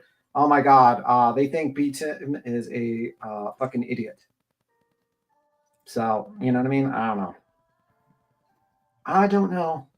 We will see. As set forth below, defendants have engaged in reckless and unlawful action, including the dissemination of false information, harassment, threats, interference, which have severely disrupted the search or operation. Defendants' actions have caused significant harm, diverted critical resources, and impeded. So it's basically repeating the same thing, basically, that they stated before. They offer no proof. They offer no actual information how this stuff works. They just basically saying they've done this and we are part of an investigation, but we're not going to act. We're a media company, and how a media company is supposed to help you find a missing child to me is kind of crazy, but we will see, I guess. You know? I don't know. It just doesn't make sense to me. He shamed my pajamas. Yeah, I did. You had fucking leopard pajamas, JP. But you know what? I wouldn't be surprised if you had a giant gold statue of a fucking leopard in your house, to be honest with you, JP. I really wouldn't. If you said, here's a leopard, a giant gold leopard, I would not be surprised. One bit. No offense to JP, but that's just my opinion of JP. So that's my opinion. Let me see. Some of the individuals are uncomfortable. Okay. Meanwhile, others have conducted Salem witch trial like panels aimed at intimidating potential witnesses or discouraging those who may have useful information from coming forward. I like how you antiquate Salem witch trials where innocent women were burned to death and killed wrongfully to a fact of people just discussing a case and no one dying. But okay, well, those two are the same. 16, some of these individuals uncomfortably close to Mr. Rogers include his ex-wife, Katie Proudfoot, and her husband, Christopher Proudfoot. Others are so-called content creators. I like how they just say, like, they do that dry diss. So-called content creators, whose sole aim seems to be inviting, inciting, instructing, destroying the lives of anyone who dares to search for answers to help locate the missing teenager. No, there's people that have opinions, and they're allowed to have their opinions on cases and also about things that happen in the country as well. 17, as set forth below, defendants have engaged in reckless and unlawful action and include the dissemination of false information. Well, number one, dissemination of false information is not unlawful. It might not be, even if you did actually show that they spread false information, that would not be an unlawful action. That might be a civil action that you could bring for like damages or something, but it's not unlawful. It's not like you broke the law. But you haven't shown any examples of dissemination of disinformation at all. You just made the claim. And then you expect people to grant you an injunction immediately with no basis of proof. Harassment threats, which you haven't shown the harassment. Interference, which you're not really supposed to work with law enforcement, which have severely disrupted the search for operation. Defense actions have caused significant harm, diverted critical resources, and impeded. And you can scroll down, Queen. But let me see something. Hates Crocs, absolutely. Mixed up. Anyway, I think B-Tim is Batman. That's why he has a skedaddle and early, and he's waiting for the. No, absolutely not. Absolutely not. 17, as set forth below, defendants have engaged in reckless and unlawful actions. Okay, yeah, we read that. So we're up to timeline.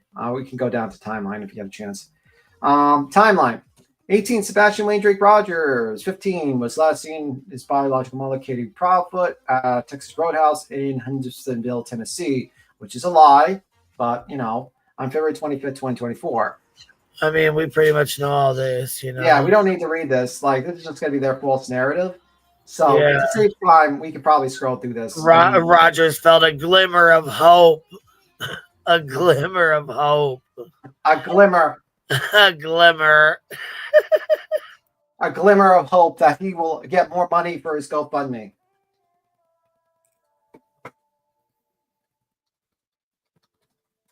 He will eventually be able to get another place. Want to go through these?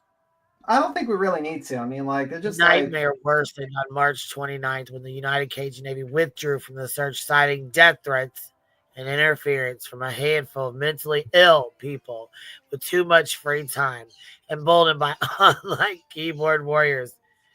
A true and correct copy of the news article is attached to Exhibit 5 and incorporated by reference herein. You want me to go grab the exhibits real quick so we can show those? You can.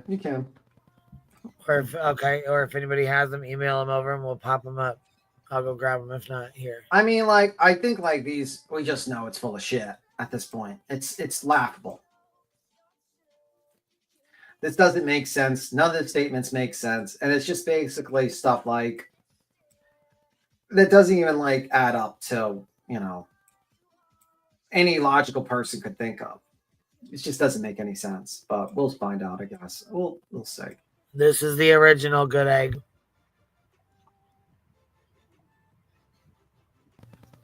This is the original good egg. The original good egg. Dun, dun, dun. Oh, did you? Let me see. I sent them to your Discord when I emailed you the. All right, baby. I'll go grab them real quick. Thank you.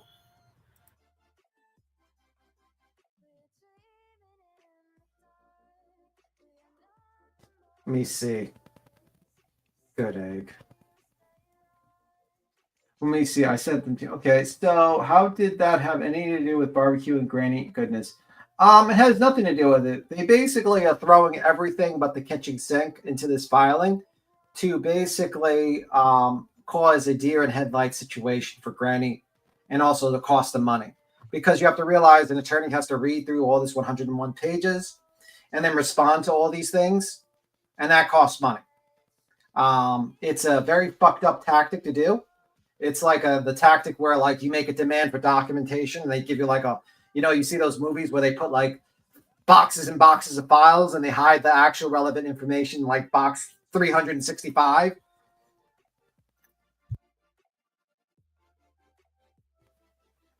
I just said your name repeatedly. That's it. Good egg.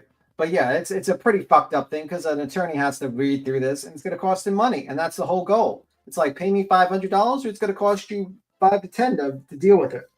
That's what it is.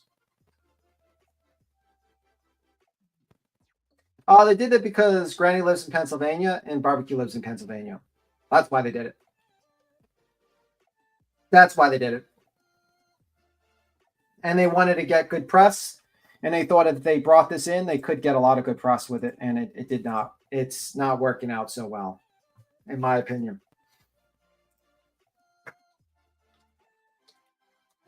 I don't think it's been working out too spectacular. Yeah, I think these are actually thrown out. I don't know if any of the filings have been looked at by a judge. I don't think any of the filings have been looked at a judge. And I think they've had like 10 other filings that they were trying to reply. I think this one were thrown out. I don't quite know what is actually in or out, but they will be going in front of a judge according to Granny. They should be better law established to prevent someone from running up attorney's fees. You would think that'd be, but unfortunately,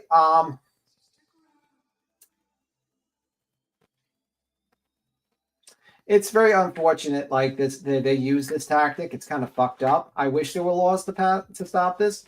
Sanctions on attorneys are supposed to stop them from doing this, and I'm hoping that the judge sees through it and sanctions the fuck out of Joseph Lesniak for this shit. And I hope there's more actual things done to him. Actually, because I think he's been playing games for All a right, while. what number exhibit is this? Do you remember what they said? The what number exhibit? Let me scroll back on the exhibit 5. Okay, And so here's exhibit 1. Let's see. Here's exhibit 1. Let's go down to 5. Okay, we're going down to 5. 5 and 6. There's 2, 3. All right, here's 5. All right. Cajun Navy called out search missing narcissistic teen Sebastian Rogers amid threats. And they put a news article as their evidence. With Riley Strain's face. Yeah. Not even Sebastian Rogers' face. Sebastian, and this is what it says. That's all it says is the headline right there. But it says Sebastian Rogers has been missing for more than a month since he left his bedroom in Hendersonville barefoot with a flashlight. And here's the remaining article here, but does it say anything about Granny's watching or barbecue lady or anything like that? Not that I'm aware of. Then this is kind of useless. That doesn't really. 6. Yeah, it's pretty useless exhibits, actually. Pretty useless exhibits. But welcome to fucking these morons, I guess, right? Yeah. So anyhow, there's the exhibits with it. So I just wanted to make sure we were, Yeah. All right. So here we go. There's exhibit 5. So we're on 24. Yeah. On April 2nd, 2024, Tennessee Bureau of Investigation spokesperson Susan Nelen cautioned the public during a press conference that misinformation could damage the investigation to Sebastian Rogers' disappearance. A true and correct copy of the news article is attached here too as Exhibit 6, incorporated here, a reference here. It's funny, isn't this kind of referring to them spreading misinformation, like this group of people, not Granny or anyone? Like they're going to use evidence that would be against them, against other people, which is kind of wild if you think about it.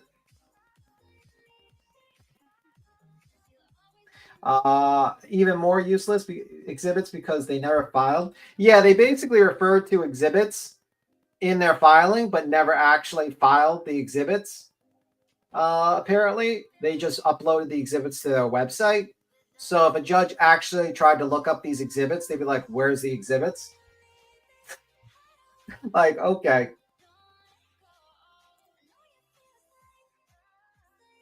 Yeah, but the problem is that they didn't file. They didn't check off defamation. And they didn't check off class action. And they didn't check off anything. They're completely fucking idiots. And I don't even think they're allowed to. I think they really fucked up. And I don't know, man. I don't know how you can fix it. And I'm not telling them how to fix it. I think they fucked themselves. I think Joe's in big trouble. I think he's going to be thrown in the bus by Castor. I think Castor's going to come in and say, I had no idea about this. I had no clue that my name was put on here. I don't know what this idiot's doing. And Joe's going to have to do a lot of explaining to do. So we will see. We will see, right? Rogers initiated a petition on change.org calling for a criminal investigation by the FBI. A true correct copy of the change.org page, which is today has garnered 19,472 signatures, is attached here too as Exhibit 7, and incorporate reference here too. The petition. See, like this stuff is like fucking. Why even put that in there? You know what I mean? Like that has nothing to do with your claim that you're trying to like lodge against Granny or anything. These exhibits don't support anything. This is just basically like shit that you just throw in there so you can actually kind of just make this thing bigger than it is or try to overwhelm someone. And it just doesn't make sense to me. I don't even know why they added that, to be honest with you. So we want the FBI to take over the investigation because of it missing. And it's like, that's all I can read up to. Sir Castor won't come in. No, Castor's going to come in. He's going to come in and say, no, I did not agree to be a part of this. That's what he's probably going to come in and say. He says he's probably going to come in and say, I represent Dog in the Texas matter, but I do not represent any of these people in this PA matter. And I had no idea. And he's probably going to, make sure not to say it too harshly. But he's going to be in a big world of fucking trouble. I don't think he realizes that, man. But whatever, we'll see. We will see.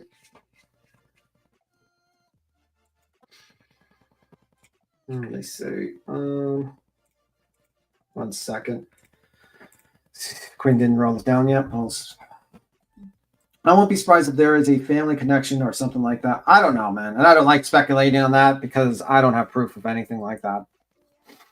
The part I'm with you when they accuse them of criminal activity, that's where I would draw the line. Well, yeah, the problem is that, number one, it's misfiled. It's not a defamation case. It's not a,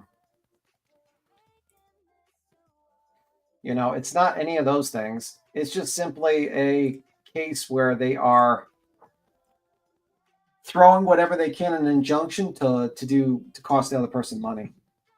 And that's just my opinion.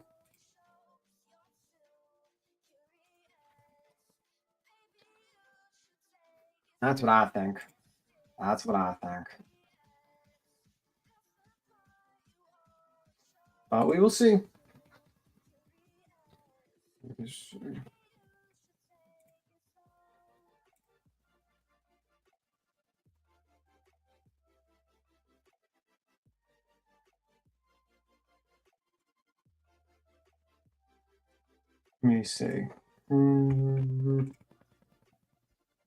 This is Nick's and Beachy handiwork. The exhibits were metadated from Nick, apparently. So I wouldn't be surprised. I think so too. I think it would have been made it past first appearance. Let me see. They said this stuff both in public and filings. Anytime you accuse someone of committing crime. Yeah, well, they said it as a fact. That's where they got in trouble. And the fact is that is defamation. They really have a very open and shut case, Granny and Barbecue, for defamation lawsuits against these people. So I think I would be very worried.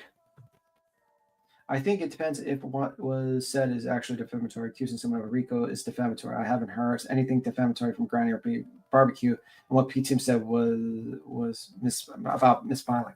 Yeah, I'm talking about like they misfiled this document. They basically created this they checkmarked a bunch of things that they misfiled. They put this under the wrong filing. That's probably why it got thrown out, because it's just a lot of it doesn't make sense. So it is what it is.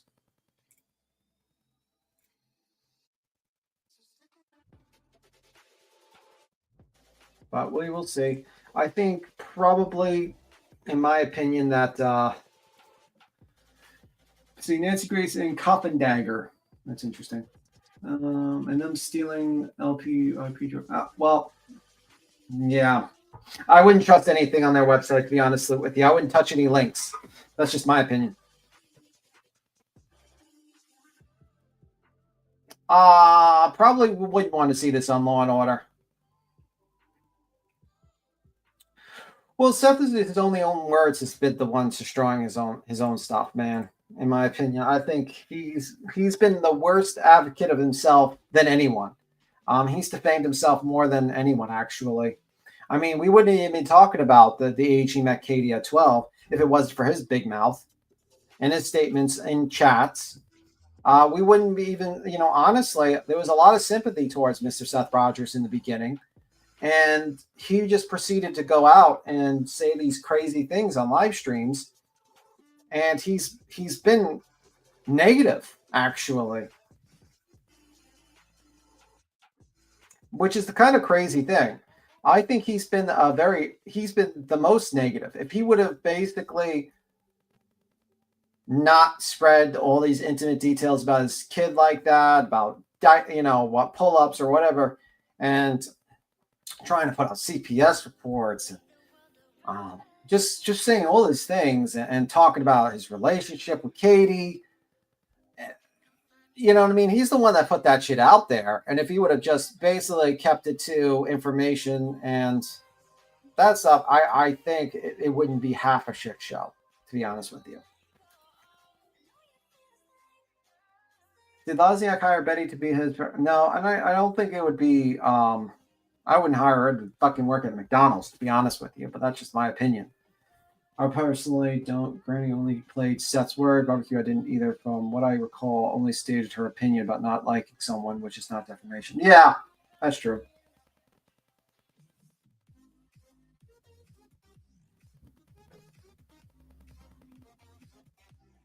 Let me see. Curious after just Irish or just what is it? Irish? Just a rich space glitter. Talking mad shit on you over on Reading the Room. I don't even know who the fuck that is. Well, okay. Well, then welcome to their opinions. I don't even know who that is. Reading the Room. Judge Judy, that doesn't make sense. And if it doesn't make sense, it's not true. Yeah, also, you don't need a good memory to tell the truth. Is also a line that she uses a lot on our show. It's a good line, actually. Great show. I used to watch it every day, to be honest with you, Judge Judy. It's a great show.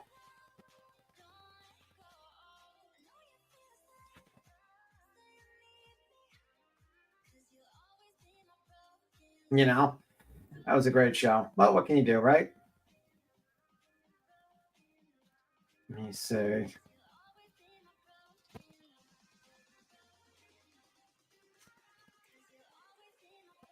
That second.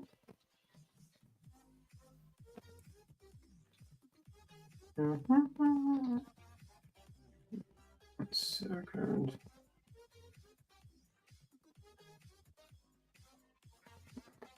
All right. Let me see. I listened while making dinner every day. Well, that's good. I like that show. I don't know what happened. Queen probably stepped away, and when she comes back, she'll scroll down. We'll get back into it. Eventually, we'll get this done. No matter what. If Queen has to stay up till 2 a.m. while I sleep, we'll get this done. She'll get this done. I'll be sleeping. But anyway, Shauna, she has an unaccredited certificate. Yeah, she does have. Betty does have an unaccredited fucking certificate. She's a fucking loser. But yeah, I mean, I don't know. I think these filings are terrible, and I think it's pretty bad. No, I don't think actually defamation it varies from state to state. I'm not going to give them ideas. I'm going to keep my mouth shut a little bit on this one because I don't want to give them ideas and stuff like that. But like, I don't think they have. I think Granny's been pretty careful and she's been playing their words. And these are her opinions. I don't know every single video Barbecue Lady has played. So I'm not going to make a blanket statement that I know what she's, put out there. But based upon, like, if they had her dead to rights for defamation, they probably would have threw them in the filings. And I didn't see them yet. So maybe I missed it. But it's worse than substandard work. It's, in my opinion, frivolous. Completely and utterly frivolous filing to basically to harass and cost defendants money.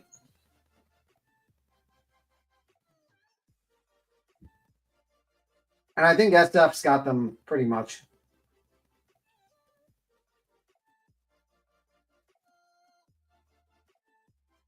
Well, it's fine, Tammy. I think people are welcome to their opinions. And I'm not like Seth Rogers that are going to file injunction relief because people hurt my fifis.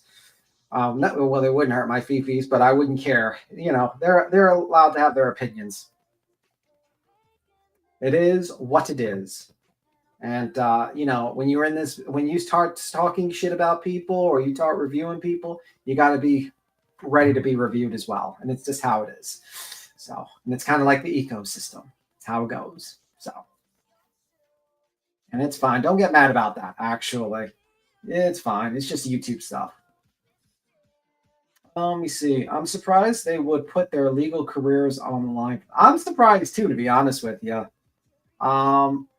Joseph Lasdiak has a long career. I mean, he's been a lawyer for 20 years. I mean, that's a while. That's a lifetime. That's a lot of years, man. I'm turning like that, 20-something years. That's crazy, actually. Let me see. Beat him. Oh, okay. Well, you know what? It's not a big deal. I mean, listen, people are allowed their opinions. I'm not a crazy. I don't really care too much about those situations. I think that's how it is. You're not going to get me to be mad at because people shit talk me, because that would make me a hypocrite, because I shit talk people all the time and laugh at them. It is what it is. It's how the internet is, and it makes it funny. It makes it interesting. So it is what it is. We'll see what JP says. Tammy, all those people are absolute trash. They can't even formulate complete sentences. None of them could drag their own ass on the carpet if they were lowlives. I don't even know who those people are, to be honest with you. No clue. Miss Good Egg, what you doing? Hey, Queen, how are you? Good. How are you? What you up to? Well, good. I can just feel like I can never. I just want to jump up when I can, you know. I'm like very interested in this Pennsylvania case since it's been filed, because it's a mystery to me. I mean, I read the original filings and they're as incoherent as what Betty filed or whatever, but they're apparently filed by a actual attorney.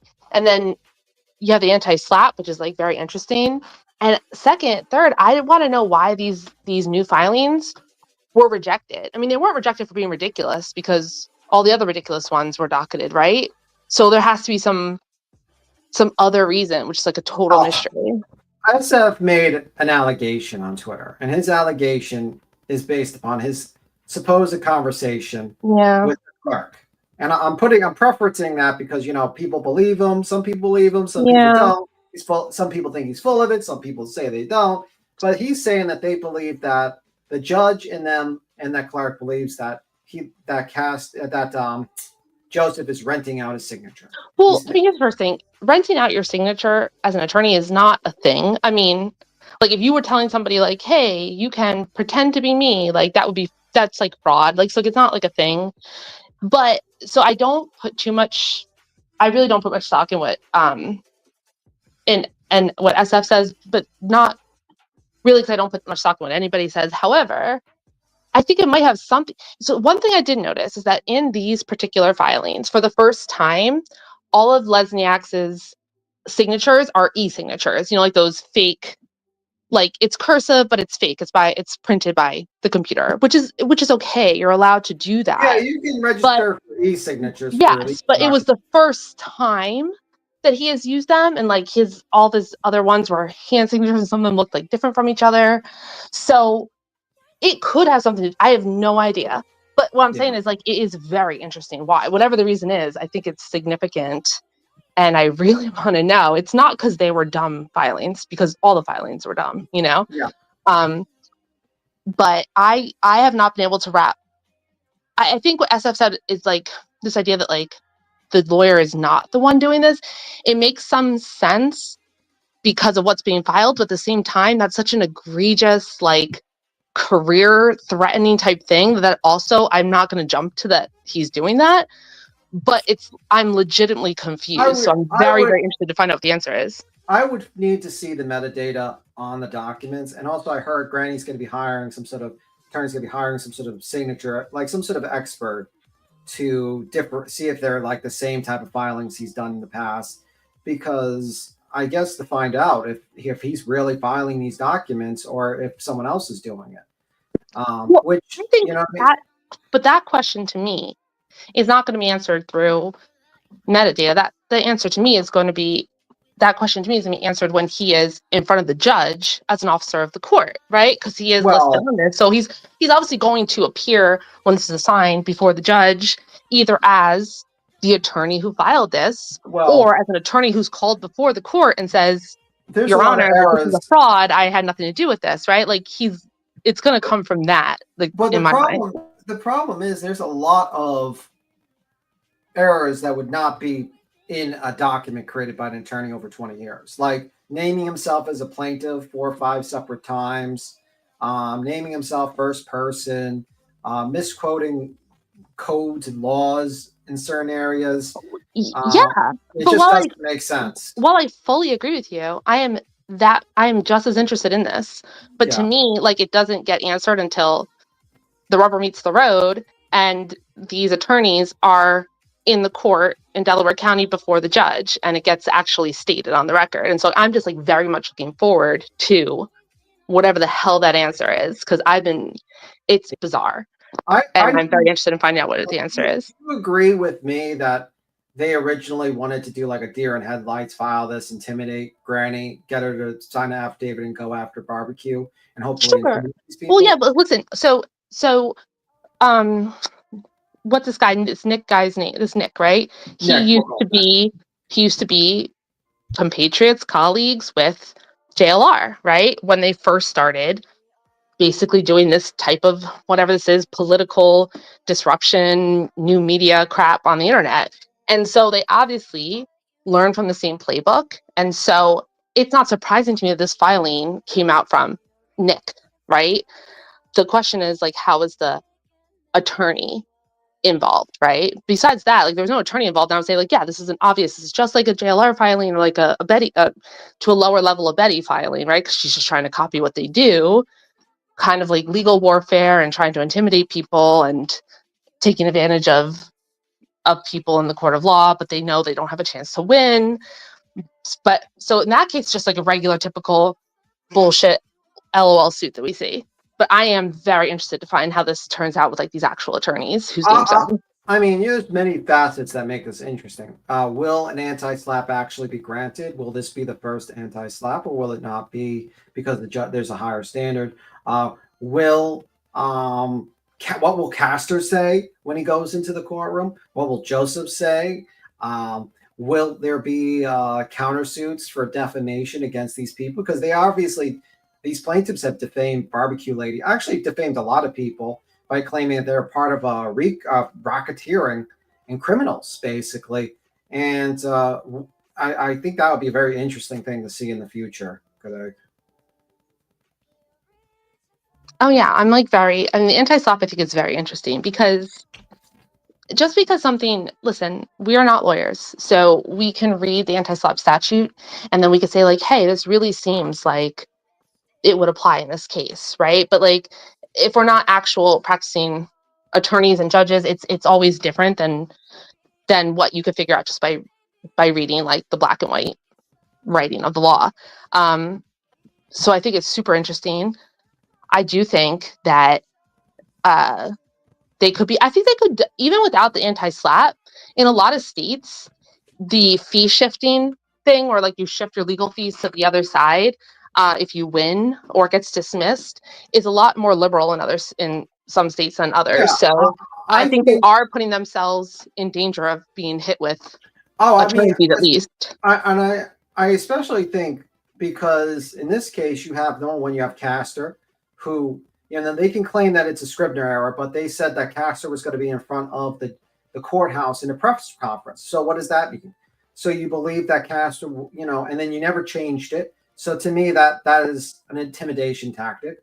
Then you have a situation where you're mischecking boxes when you're putting it in. You don't check off class action. You don't check off. You're checking off as equitable something. You're wrongfully filing it. Then you're putting in defamation claims, and then you're defaming everyone included. And then your exhibits are just kind of useless trash. And you're talking as a plaintiff. And you add in like 101 pages for an injunction, which is kind of ludicrous, to be honest with you. And by the way, Queen, you got 10 memberships from Melanie. Thank you, Melanie. I'll tell Queen when she gets back. But yeah, thank you very much. And Pitbull Mom got a gift of membership. Jessica, JC, Pumpkin, and Rainy Cat, and Pink Lotus. I'm happy to believe that Bruce Castor has I don't know, right? But I don't think it's crazy. I think that he has nothing to do with this, and this is just crazy people attaching his name to something, right? Like that, to me, that's the most likely scenario. A scenario where he's involved, sure, I don't know, but it seems like a less likely scenario.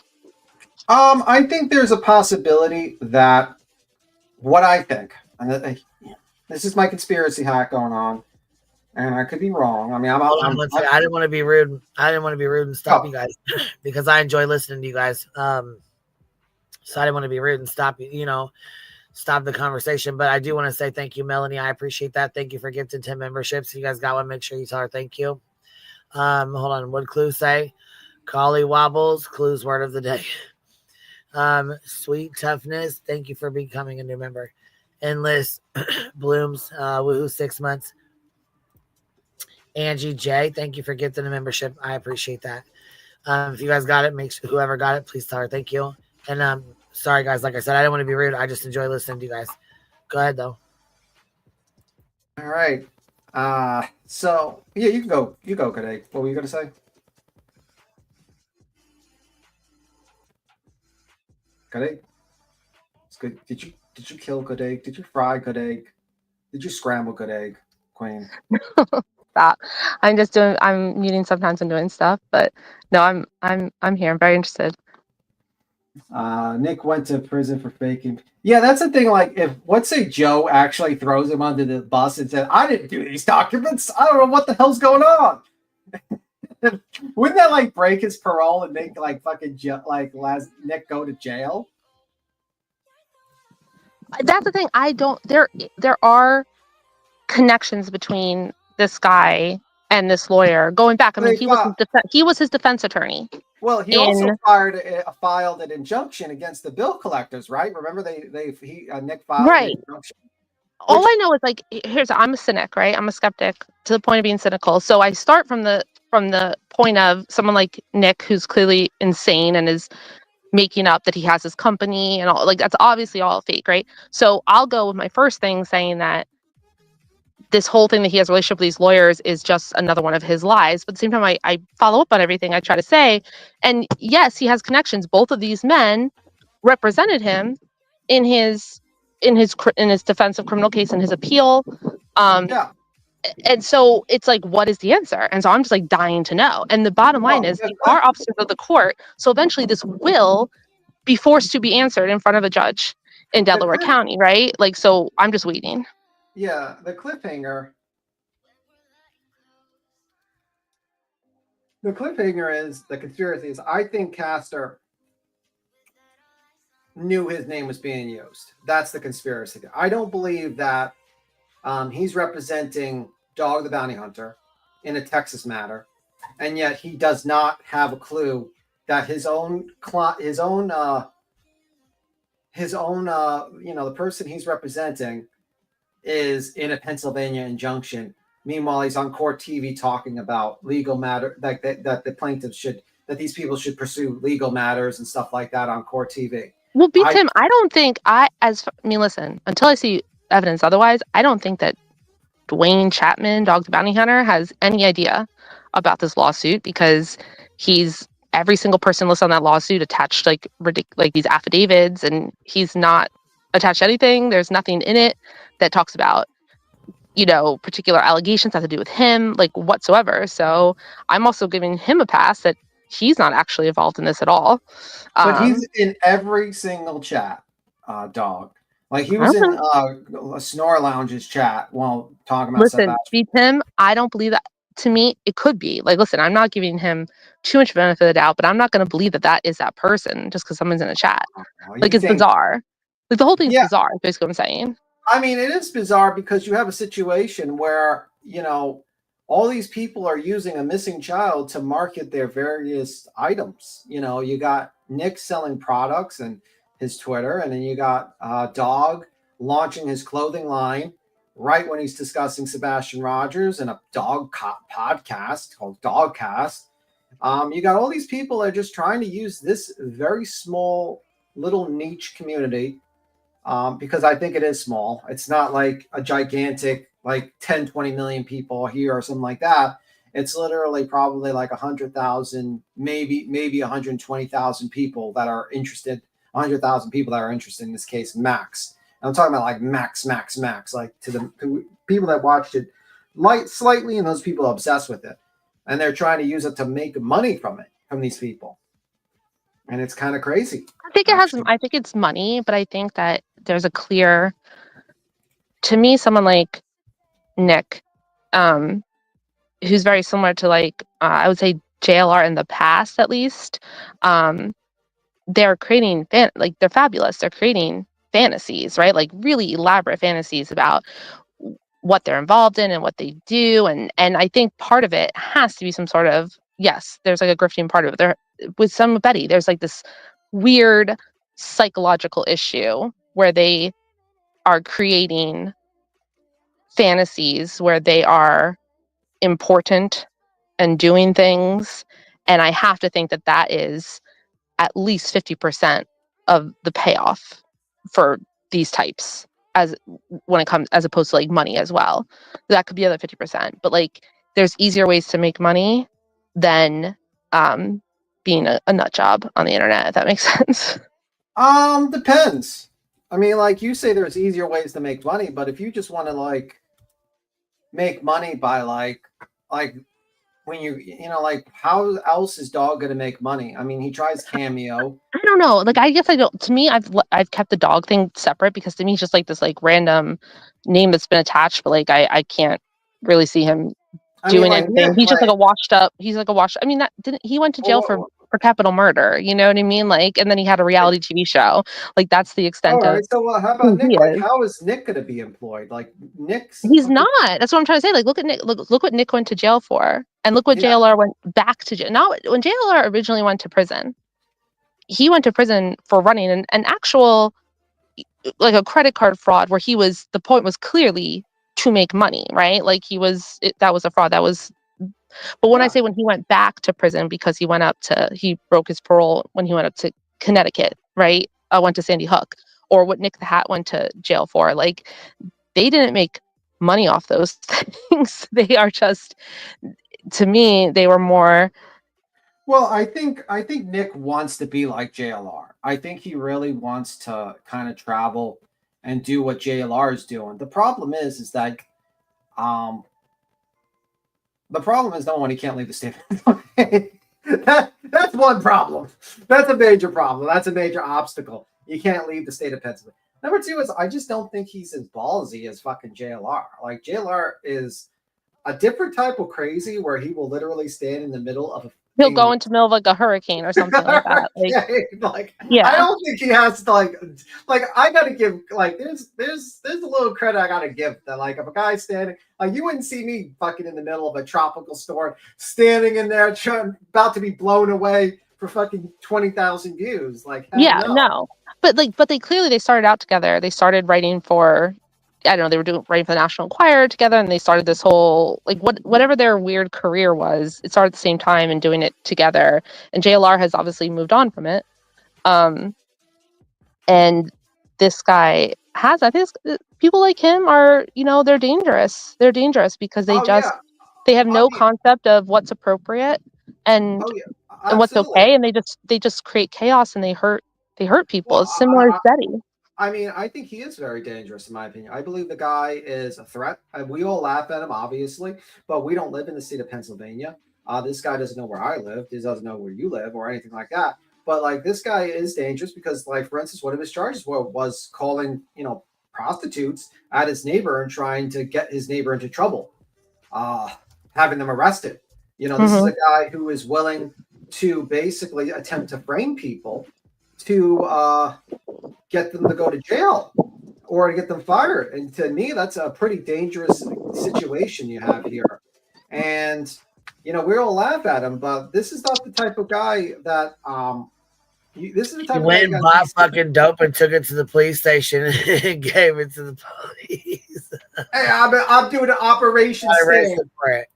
Yeah. But that to me is kind of crazy. And here's the interesting thing. You know me, I'm like the anti conspiracy theorist person. Like, so I don't go down that road at all.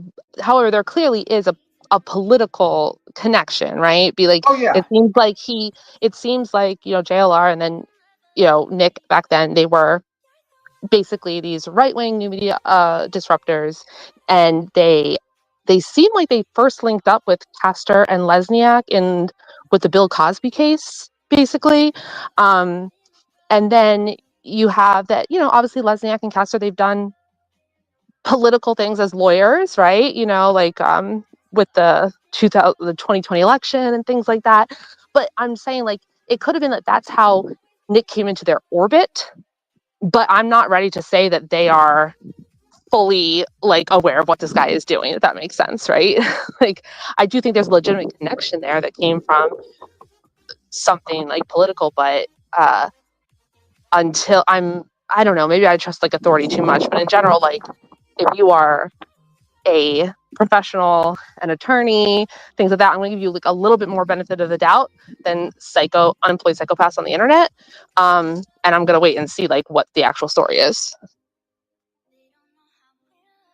I mean, it's just the one thing I find like really sad though is that, you know, we know this is frivolous, but we know how this stuff goes. I mean, like we know we said the same thing about Betty's suit. It's frivolous, but yes, but it's still taken almost 2 years to deal with. Right. Yep. And it's a very sad situation that Barbecue Lady and Granny, and if anyone else gets pulled into it, because we know it's BS. We know what it is, but they have to go into court and deal with it. And this is possible, you know, it's that's true. the sad thing. It is true. The one thing though is in Pennsylvania, they do have this anti-slap. So if this thing ever gets assigned to a judge and goes forward, then immediately you have these timelines going into effect on hearing the anti-slap measure, which is something that Queen did not have the luxury of in Illinois. Yeah. So it can't really go as long as it could, but like it could come to a much quicker end than I'm hoping so. I mean, like what's going on in Illinois. I mean, I really do hope so. But even if it comes to a quick end, I think Barbecue Lady and Granny will pursue lawsuits against certain plaintiffs. I don't think all of them, because I don't think they can. But I think they could. I mean, if I was to give a recommendation, if they are going to sue people for defamation, I'd probably go for more money. If I had like a magic wand and things would just work out like the way I wanted it to, I would wish that their anti-slap worked and that all the plaintiffs got hit with like punitive, like, you know, not just legal fees, but also like punitive judgments based on the anti-slap, and then this whole thing is over. Like, to me, that would be the most satisfying outcome. But I think even if, this is my opinion, I don't know if Granny's going to do it, but I have this feeling, because I see there's a lot of rage in Granny. I see there's a lot of rage in Barbecue. I think even if they won the punitive damages and the anti-slap, I think they would still probably pursue them, even just to clear their names against certain people. Like, I have a feeling like Barbecue really hates TikTok Tony. And I have a feeling that like Granny really wants to go after Brittany at this point for what she's put her through. Maybe. I have a hard time. I think that I'm a very different person than like Granny or Barbecue Lady, so I can't really get into their head. So they're going to do whatever they want to do. But like, I would like to see people get punished. Yeah, I would love to. I would like to see people get punished for using the legal system. And to me, the best punishment for that comes from an anti-slap motion where the judge says, when you did this, you misused the system and I'm punishing you now. I don't need anybody to sue you. I don't need anybody to counter sue you. You did wrong and you're punished. I don't know if it's going to work out that way, but like the way in a perfect world, that's how it would work in my mind. I would love that would happen. And I would just, you know, the second best part would be to see them rage stream those motherfuckers. Oh my God. I think I would download those lives and just keep it. Whenever I had like a sad day where I was like, man, I just feel so sad, I just put them on and just laugh at them while they're screaming and crying into the live stream, and just say to myself, you know what, life is hard and things are pretty bad, but you know, at least I'm not these people. You know what I mean? Like, well, of course, Betty is a very pathetic person. I'm talking about all of them. I'm talking about all. No, of them. I know. I'm just trying to think of the person that I personally am the most familiar with. Yeah, she's a pathetic person, and she's not a good person, and she's gonna have a bad life because she's a bad person. So no matter what happens, she's not gonna have a happy life.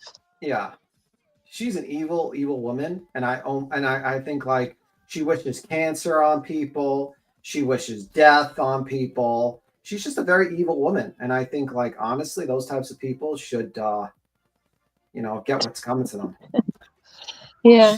So anyway, I just wanted to jump up like because I'm so interested in this. I even though I'm not like around in chats or on panels as much, like I'm constantly looking at the docket in Pennsylvania, just like I always look at what's going on in Illinois, and I think something has to happen soon in Pennsylvania as far as it being dismissed or whatever. Like at some point, officials have to look at this and make a decision, and I'm excited. I think.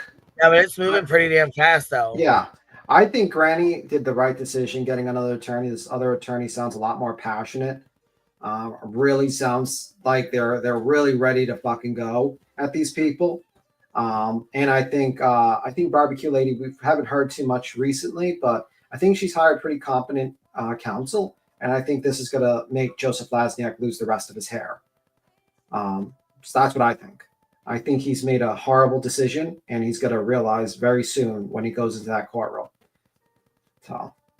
So I'm definitely interested to find out what the deal is. Like to be clear, I do think that this Lesniak guy, because he's talked about it on Twitter and he's talked about it in like YouTube videos and stuff. So like he does seem like he's off his rocker and involved. But like I also would not be surprised if they found out like that this was completely made up in the minds of this Nik the Hat guy and stuff, because that's also possible, you know. So like I'm just excited to see what happens. Well, I find it very interesting that at first Joe was very talkative. He did an interview on Mr. Ease. He does this. He was very talkative, and then suddenly now he is completely quiet to the point where he's not even responding to emails from SF and other people, and it makes you wonder, like, why is he so quiet all of a sudden? He was talking mad shit beforehand, but when the attorney started getting involved, then he started getting real quiet.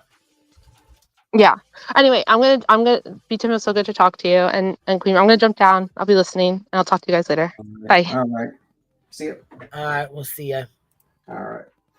All right. Do we have to read the rest of this? I mean, was there any particular parts that are interesting that they just said, or is it just a repeat of the same shit? No. Yeah, because I think it's just gonna be a lot of repeats. Oh my God! Hold on a minute. The dog. Who let the dogs out?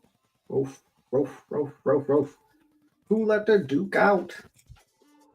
All right.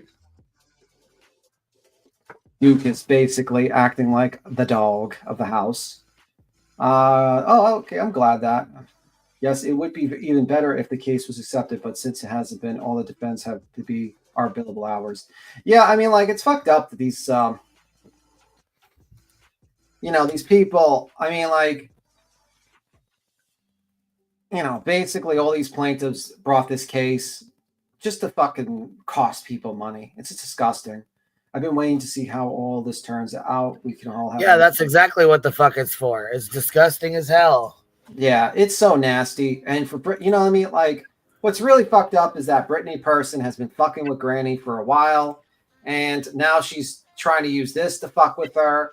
And it's like, lady, can you just like go to sleep and just fuck off already? Like, really? No one gives a fuck about you, you piece of shit.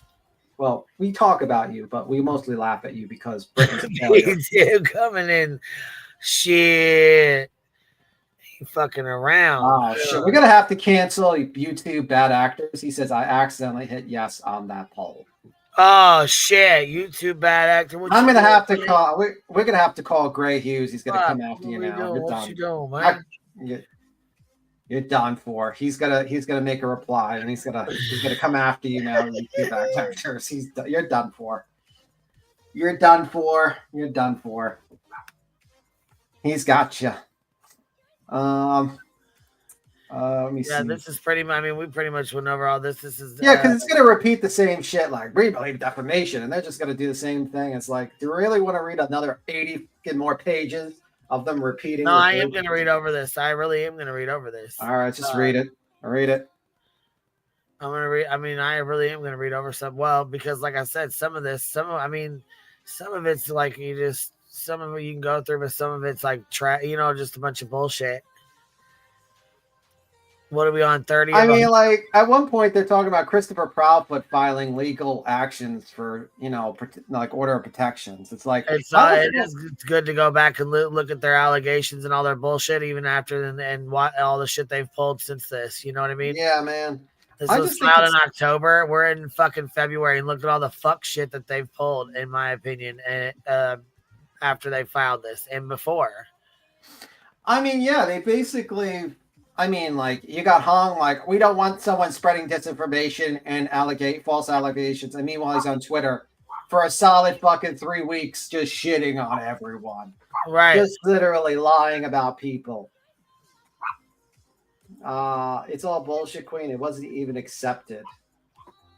It wasn't even accepted.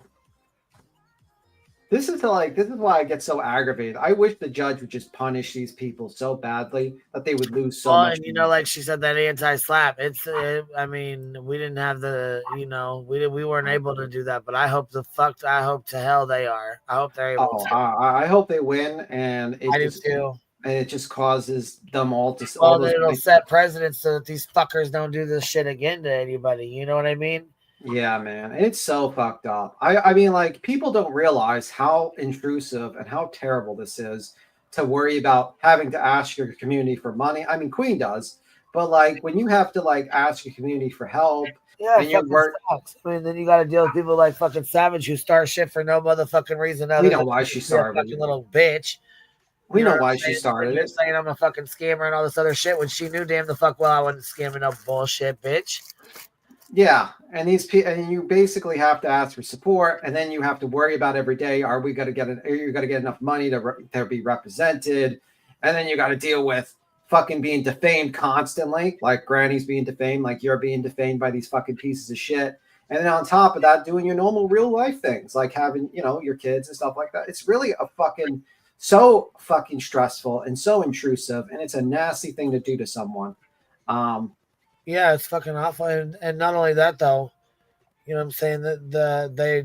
Betty did the shit to not only cost me money, but, you know what I'm saying, to be an asshole and to stress me the fuck out, in my opinion. That's all she did the shit for. Yeah. She thought I was going to embarrass me. She thought I was going to leave the internet like Uni did. When JLR sued Uni left the internet. Yeah. No, baby, no. Well, you know what? It takes a pretty strong person to say fuck that and fight it. Because like barbecue, even people might like barbecue or dislike her, but you have to give her credit for fighting it. And yeah, it's intrusive, it's embarrassing. Why the fuck you don't want your name attached to this bullshit, these psychotic fucks, and your name's gonna be attached to this for the rest of your life? What the fuck? And it's horse shit. Yeah, but I mean, it's just, they're able to sit here and write anything they want like this, and it's fucking ridiculous. It's ridiculous. Now your name's attached to this fuck shit that it should have never been attached to in the first place. Yeah, man, it's so nasty,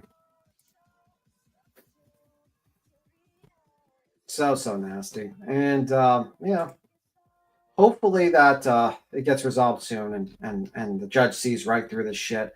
And I hope that Joe Lasniak gets punished for this so he doesn't do this shit anymore to people. Because it's really nasty what he's doing. What he's doing is attacking, really attacking people, using his ability to be a lawyer to harass and intimidate people. And it's really fucked up. I think the judge had a bit of leniency for BHB because she was pro se, but these guys, yeah, I agree. I think there's leniency for a pro se litigant always, but for this, nope. There will be no leniency. This lawyer has had almost 20 to 23 years of actual legal expertise. This is an experienced attorney, Joseph Lasniak, in the criminal sector. He knows better. He knows absolutely better than this. And it really is an abuse of power. Yeah, I agree with that. It's really crazy that this individual has filed this piece of trash, and then falsely accused these two women and other people that might be named, including SF, of being racketeers and criminals. Why? Because they had an opinion on a case that was different than yours?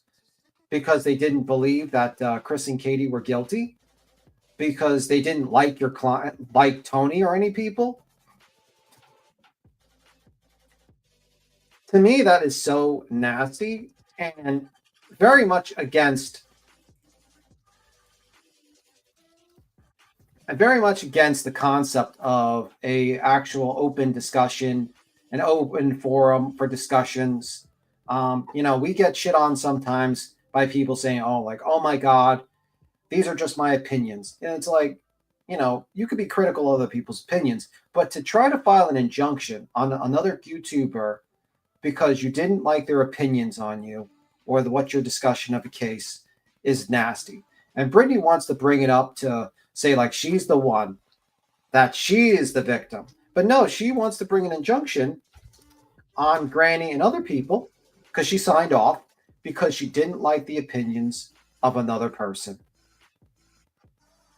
And then she cries when people review her on YouTube. Well, bitch, you decided to bring in a criminal. You decided to bring an injunction on someone because you didn't like their opinions, not to stop them from talking about you. Because if you wanted them to stop them from talking about you, you would not respond to them.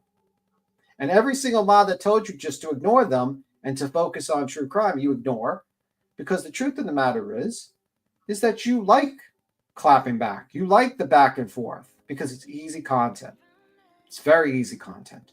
The problem is that your Mensa panel is terrible at making people laugh. They're not really that good. The funniest thing we've ever seen was them cam up, and not for the reasons you think.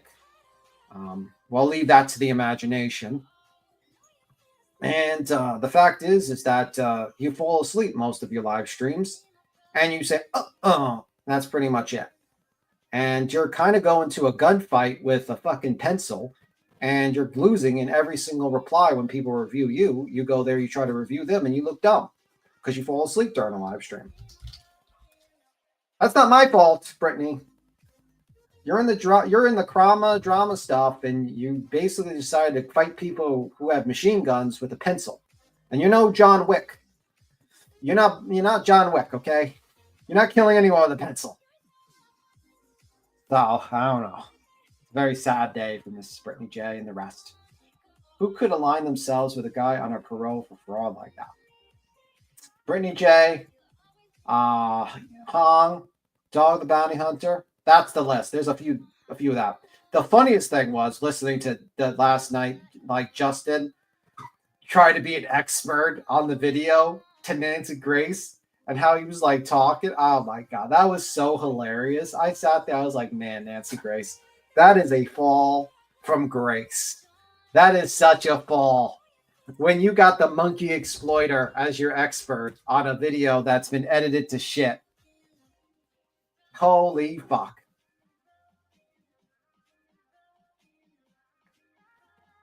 Well, let me see. Expecting creators to fund all these lawsuits.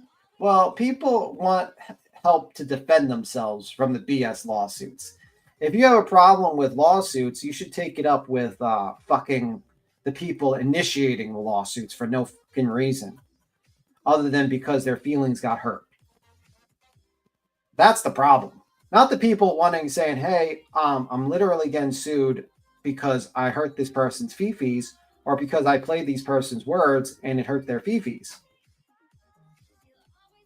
That's the problem.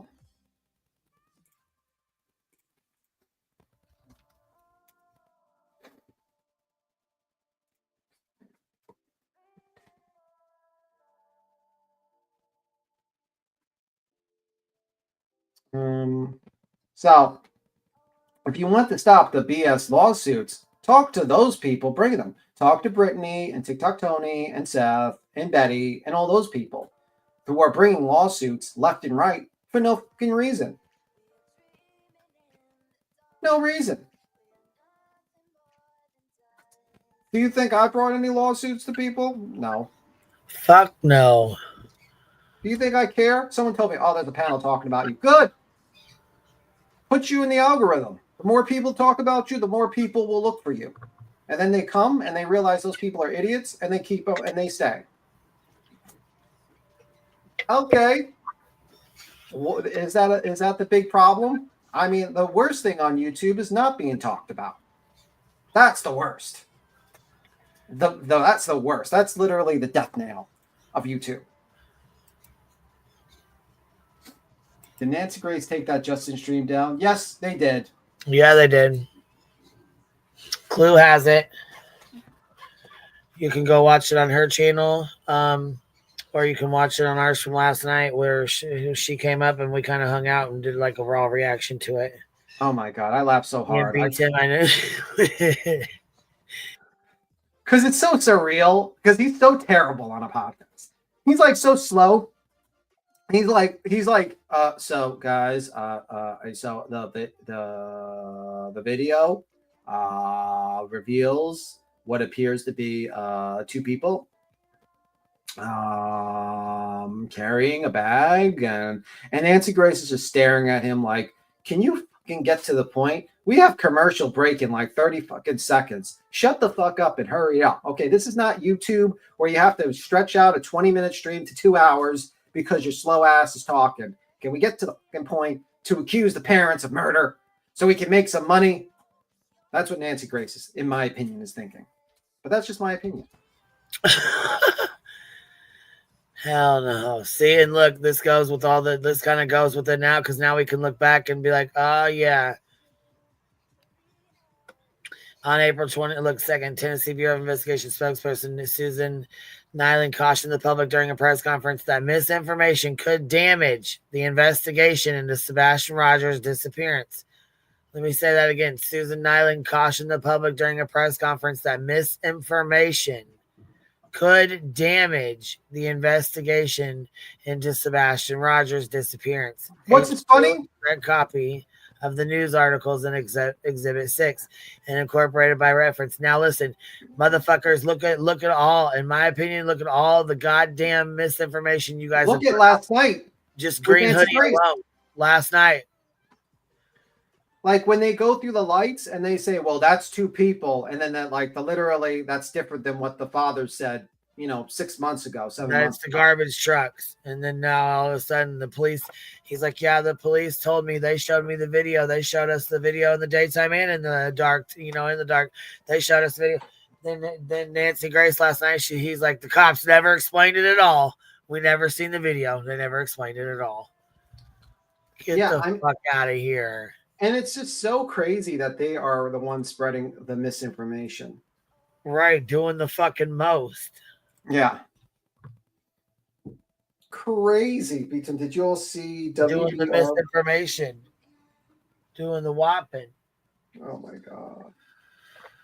I've seen that, but I'm not making a comment about that photo with Speed Cromwell, just in case. You know what I mean? I will just keep my mouth shut about that. Dolly played last night and didn't seem to care about using Clue's video. PJ was yelling at him to put up Clue's link, and he said, I don't care. Well, now, see, that's why I got to say, that's where my respect for PJ comes into play. Because she tries. I mean, you fucking heard her telling him, put the link up, and you hear him being a little punk bitch, like, no, fuck that. Yeah. And where she's like, nah, bro, just drop the link, so because I mean it is her shit. She could have kept it on members only and not, or she could have privated it, whatever, but she didn't. Yeah. She left it open, you know what I'm saying? She opened it for us, and then she left it open for other people as well, which she didn't have to do that, you know what I mean? Yeah, I feel like PJ tries to drag him not to be an idiot, and he sometimes just goes back to his natural state. Right. PJ is trying the impossible task of trying to reform Dolly, and it's right. She's trying, man. She's look. So she's doing a decent job because he doesn't do that dumb shit very often anymore. But yeah, stuff like that where you're like, gosh, dang, man, Dolly, what are you doing? Yeah, just show the leg and be like, oh, whatever. It's just like if we were playing Justin's, we'd all probably drop the fucking whatever. It is what it is. Watch the Monkey Exploiter, one and all. JJ the Monkey Exploiter. JJ the Monkey Exploiter. Well, I'm trying to remember what is that guy who used to have the profession where he had the monkey and then he had a little box, and he would it would twirl the thing and the monkey would perform tricks of the song. Oh my, I don't know. It fits right in with the fucking circus theme. Listen, I need somebody to do it like a circus theme like this. Street organ. Like this, see how it's got the circus theme like this, and then I need all the Rico green team circus. It needs to say the green team circus right here at the top. Justice and his monkey, Bedster. All right, I think I found Justin. K9 Julia, you know what I'm saying? You need to add them all. Julie Skolnick's. Put them all in there. I think I found Justin and his first job. Oh, they called them organ grinders and the monkey. They had like, this was what they used to do in the old days. They used to play the organ grinder and they had the monkey do tricks with the performance. I put like an old video in the back, like a really old video, just in case we don't get hit. I don't know if there's like some sort of monkey organ stuff like that. I just imagine that's going to be Justin's next job, where he goes in the streets with a fucking organ grinder, plays music, and then has the monkey do tricks for money. One and all, come and see the monkey perform dancing routines with the organ grinder. You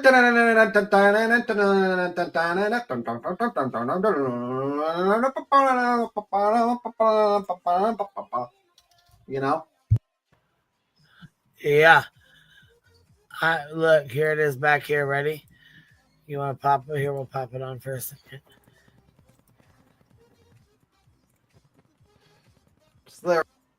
It's Justin's new job. He's going to be playing with the kids, having like, or playing the organ and having the monkey perform tricks for people. He's in the circus too. This is like something that could be in the circus as well.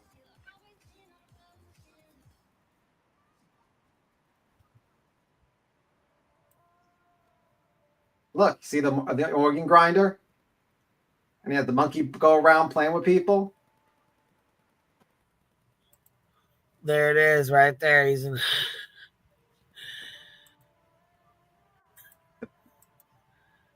There it is. There's Justin, his little monkey. Yep, that's Justin's little monkey. By the way, that kid should not be touching that diaper in that video. Let's just say that much. Avoid the diapers. BJ fell asleep again. When doesn't BJ fall asleep? That is the question. Oh, right the fuck to sleep. I don't have a timestamp, or I would have flipped it on already just to give us a little wake up laugh. But oh my god, that woman literally goes to sleep every single fucking stream. It gets overwhelming. I'm starting to think she's purposely falling asleep. So there's so many fucking clips of her falling asleep. No one is interested anymore. Like, well, I mean, it is what it is. Duke quit. Duke, hey. Duke, why? Get back. What are you doing? Dude, get back to your natural state, which is sleeping. Yeah, you hear Beats him talking about you? Oh my god. Let me see. I'm so upset at the fact that these Julies have put Shroud of Darkness on all of us Julies. I'm so glad mine's spelled backwards. Yeah, that one is a whack job, in my opinion. I mean, like, I really do think that woman is a whack job. I don't think she is.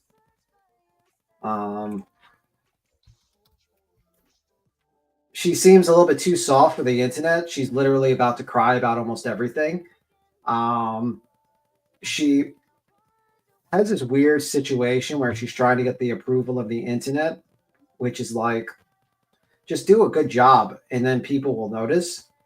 Why the fuck are you like constantly trying to get the opinions? Like, just do a good job. Like stop with this crying and shit and these injunctions you're trying to do on people and this weird fucking shit you're saying on Twitter. It's just so stupid.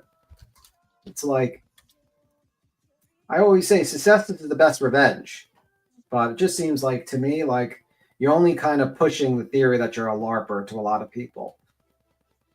That's what I think. That's my opinion. And I don't know why she does that, to be honest with you.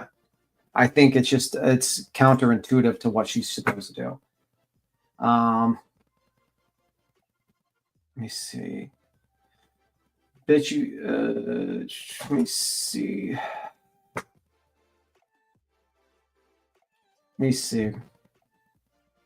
I'm like Clue on voice. I can't not stand Justin's voice.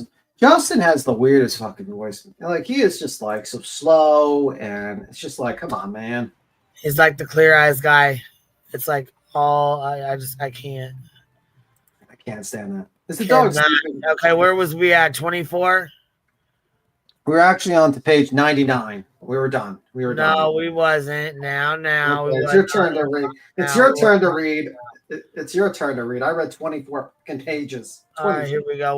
We'll start off on 25. On April 16th, 50 days after Sebastian Rogers' disappearance, Mr. Rogers initiated a position on Change.org calling for criminal investigation by the FBI. A true and correct copy of Change.org page, which as of today has garnered like 20,000 signatures. My goodness. Well, close to. We want the FBI to take over the investigation in the case of missing Sebastian Wade Drake Rogers from the Sumner County Sheriff's Office. It has been 50 days since Sebastian has gone missing. No scent trail from dogs. No video footage of Sebastian leaving his mother's house. Yet no criminal investigation by the TBI or Sumner County Sheriff's Office. Why? I mean, I don't understand why the criminal investigation. What is criminal? They're just adding that there with no proof. It's called defamation. When you accuse people of being fucking breaking the law, like on a RICO. So that's what's happening. Yeah, I don't even see how they even think they can get. You know what I'm saying? I don't see how they can even put that on there. Oh. Who knows, man? Who knows? So it says on or about April 17th, Mr. Rogers hired 2 licensed investigators, Chloe and Heather, to assist with the search. Unbeknownst to him at the time, at least one of them had connections to an enterprise. Get the fuck out of here. Get the fuck out of here, Jack. Are you fucking kidding me? Stop it. Listen. Oh my god. We have to read this right here. This is wild as hell. So which one is the enterprise then? Which one's got connections to an enterprise? Fucking wild. Which one is it? A true and correct copy of this is on the exhibit number 8. Really? Okay, let's go check exhibit number 8. Here we go, y'all. Field trip time, exhibit number 8. Let's go. Let's fucking go. Let's see here. Where are we at? Exhibit 8 right here. Sebastian Rogers' father hires 2 private investigation, calls for FBI to take over. What? That's not what they said.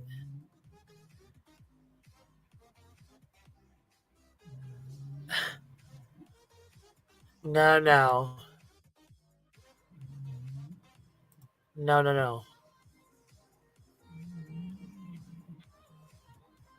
Exhibit 8. Hold on, let's go back and read this. Because this is what they said here. On or about April 17th, Mr. Rogers hired 2 licensed investigators, Chloe and Heather, to assist with the search. Unbeknownst to him at the time, at least one of them had connections to an enterprise. A true and correct copy of the news report is attached to Exhibit 8 and incorporated by reference. Okay, we just went and looked. That is not Exhibit 8. This is Exhibit 8, and it does not say that Chloe or Heather has connections to an enterprise.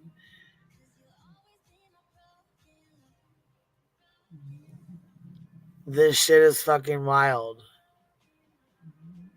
Yeah, it's pretty fucking wild.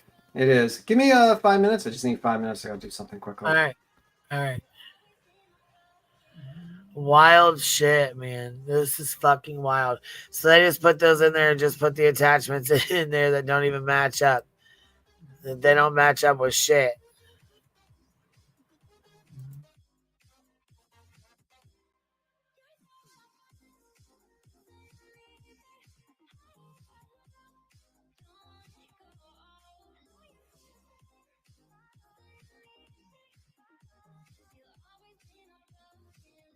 Oh, here goes my muse. So anyways, here. Let's see here. On or about April 23rd, Mr. Rogers retained a private investigator to assist in the search for his missing son, Sebastian Rogers. A true and correct copy of exhibit number 9 is incorporated. Okay, so here's Exhibit 9. Missing teen. Okay, Tennessee's teen Sebastian Rogers' dad hires PI as search in her second month. Could be anywhere. So this is his fucking proof. Seth Rogers says he's in communication with Sebastian's mother, Katie Proudfoot, and stepfather, Chris Proudfoot, as they work with a private investigator.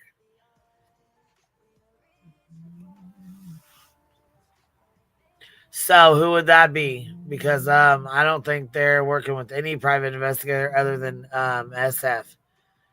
So it says here, let's see. It's been 2 months in Hendersonville. Let's see here.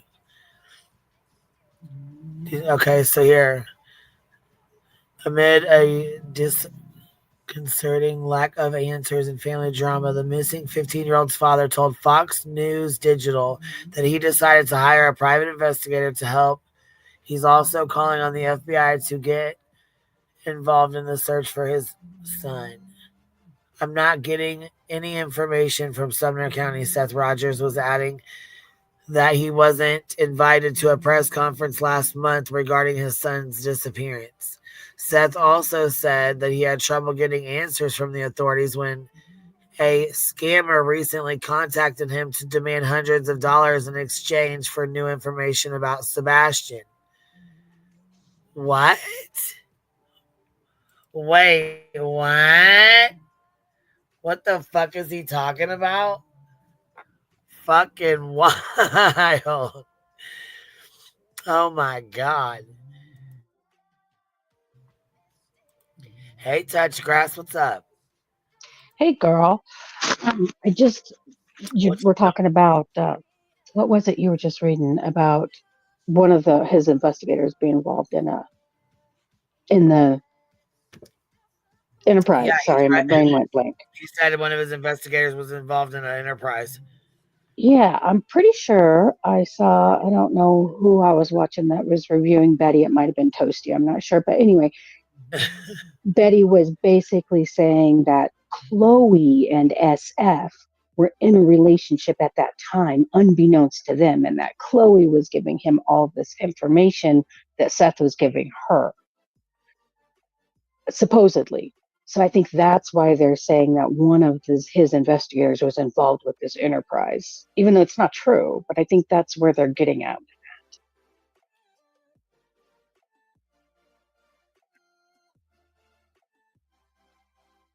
You there, girl? Yeah, this is wild as fuck. And honestly, this is for the ones that are asking, this is the original injunction. This is the original one that they filed.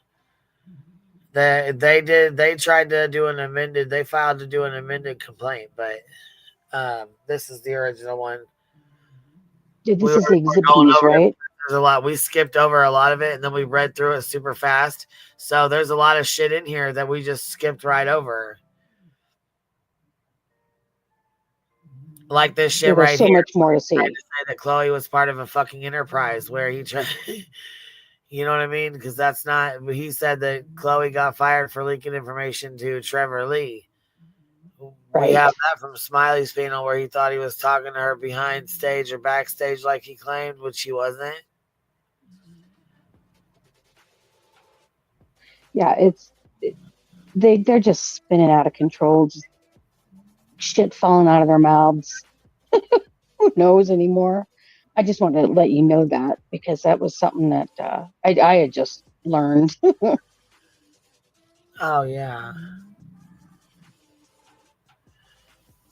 This is all, I don't know, it's all a bunch of bullshit though, in my opinion. There's a lot of it. There's a whole lot of it.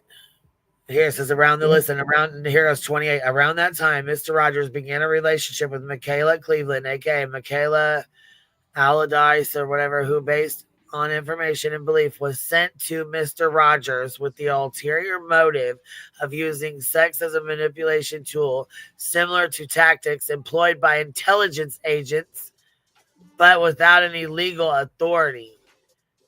What?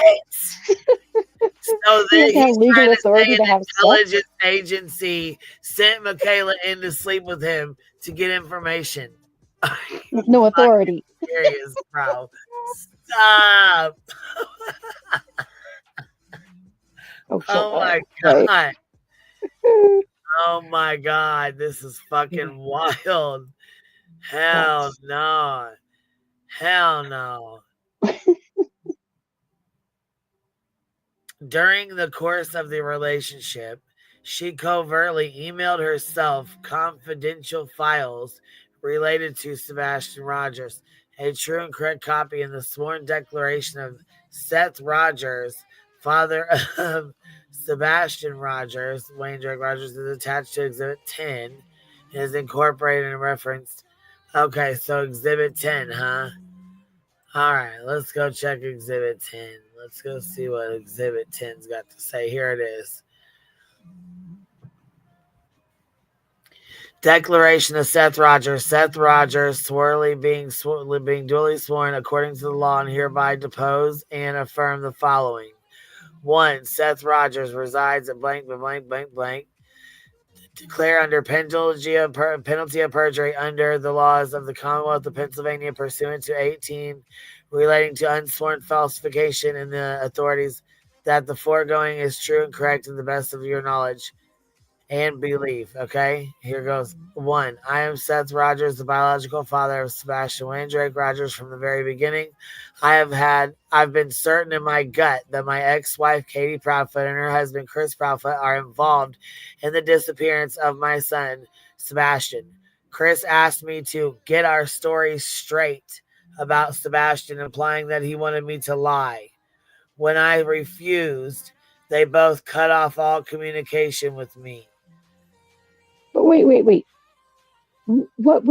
What would Chris be expecting him to lie about or get his story straight about? If he was at work, right? What kind of lies does he want them to tell? You know what I mean? Like that doesn't even make sense to me. This right here is why we have to go through this. Okay. You know? Yeah, it's because it makes no sense. It doesn't make any sense. There's a lot of people who didn't go over this, who either didn't read it or read over it and forgot about it, or read some of it, not all of it, because they're just as shocked as I am about some of this stuff in here. Well, yeah, and I think when it first came out, it was so overwhelming. There was so much to it, but now we've gotten this far into it to go back through and read it and start putting things together. Like, now wait a minute, this is wild, Queen. It's wild. Yeah, there's a lot to it. There's a whole lot to it.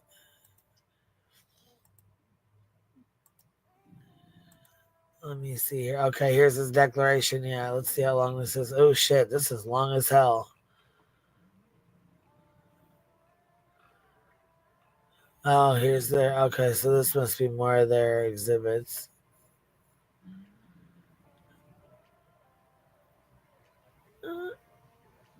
So...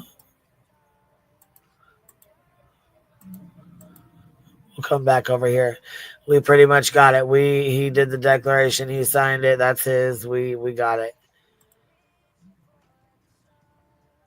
So here we go. The next one. Listen, on May 1st, 2024, Mr. Rogers retained Tony Mathis on a pro bono basis to assist with media requests, allowing him the space to mourn and continue searching for his son, Sebastian Rogers, with peace of mind. A true and correct copy of the sworn declaration of Tony Mathis is attached to Exhibit 11.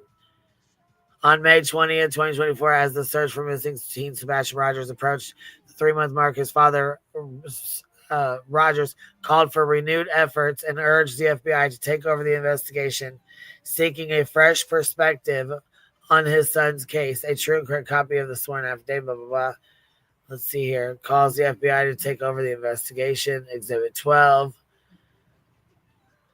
May 17th. Let's see here. Planned 3 additional searches to further the effort to locate his son. And then let's see. An emotional interview on News Nation. There has been no contact between me and the Proudfoots. It's like I'm the only one that misses my son. Get the fuck out of here. See, he was planting the seeds this whole time. Oh yeah, from the very start, he has been. And I wouldn't communicate with him either. If he's going to go run tell everything to all the internet and form this narrative against you, nah. Yeah, fuck that. Fuck that. On July 11th, Nashville reported a search being conducted by Mr. Rogers, during which he stated he is not sharing a lot about the search due to a worry over continued harassment. Then it says a true and correct copy, blah, blah, blah. On or around August 7th, Kate and Christopher Proudfoot pursued legal action by filing a protective order against plaintiff Griffin. This is so finally August 7th, they finally had enough of her shit and filed a protective order.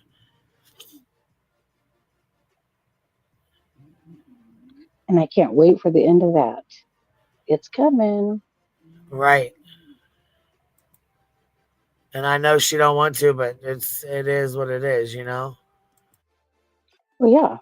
She's put herself here, and she don't stop. She never stops. Like, hopefully a lot of lessons are going to be learned in this, and a lot of precedent is going to be set for this internet bull hockey they've been doing, you know?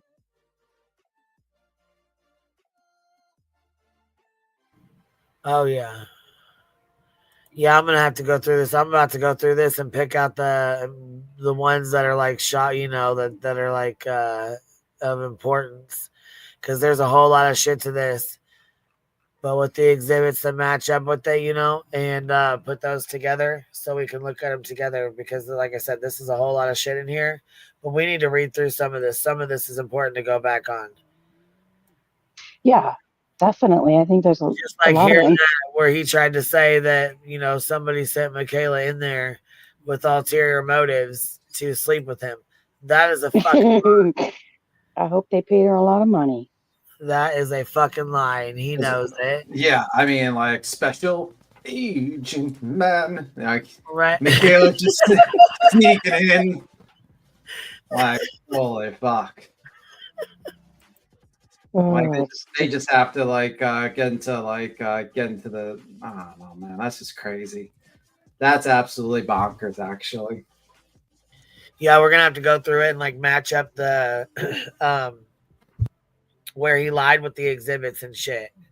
Did you see what he said? He said that people sent the intelligence agency or whatever. Sorry, and what he say? Intelligence agencies or something sent. Or no, Enterprise. The Enterprise sent someone into his home for him to have sex with him, and it was part of the Enterprise. Well, I mean, that we you know the Enterprise sent her in with ulterior motives. Oh man, how'd you like to get that job? That's not a good job to have. She threw the short straw. I'm not sure the $12,000 helped that. Not worth it. I don't think the $12,000 was worth it. It was not worth it. Yeah, the Enterprise helped. Yeah, sure.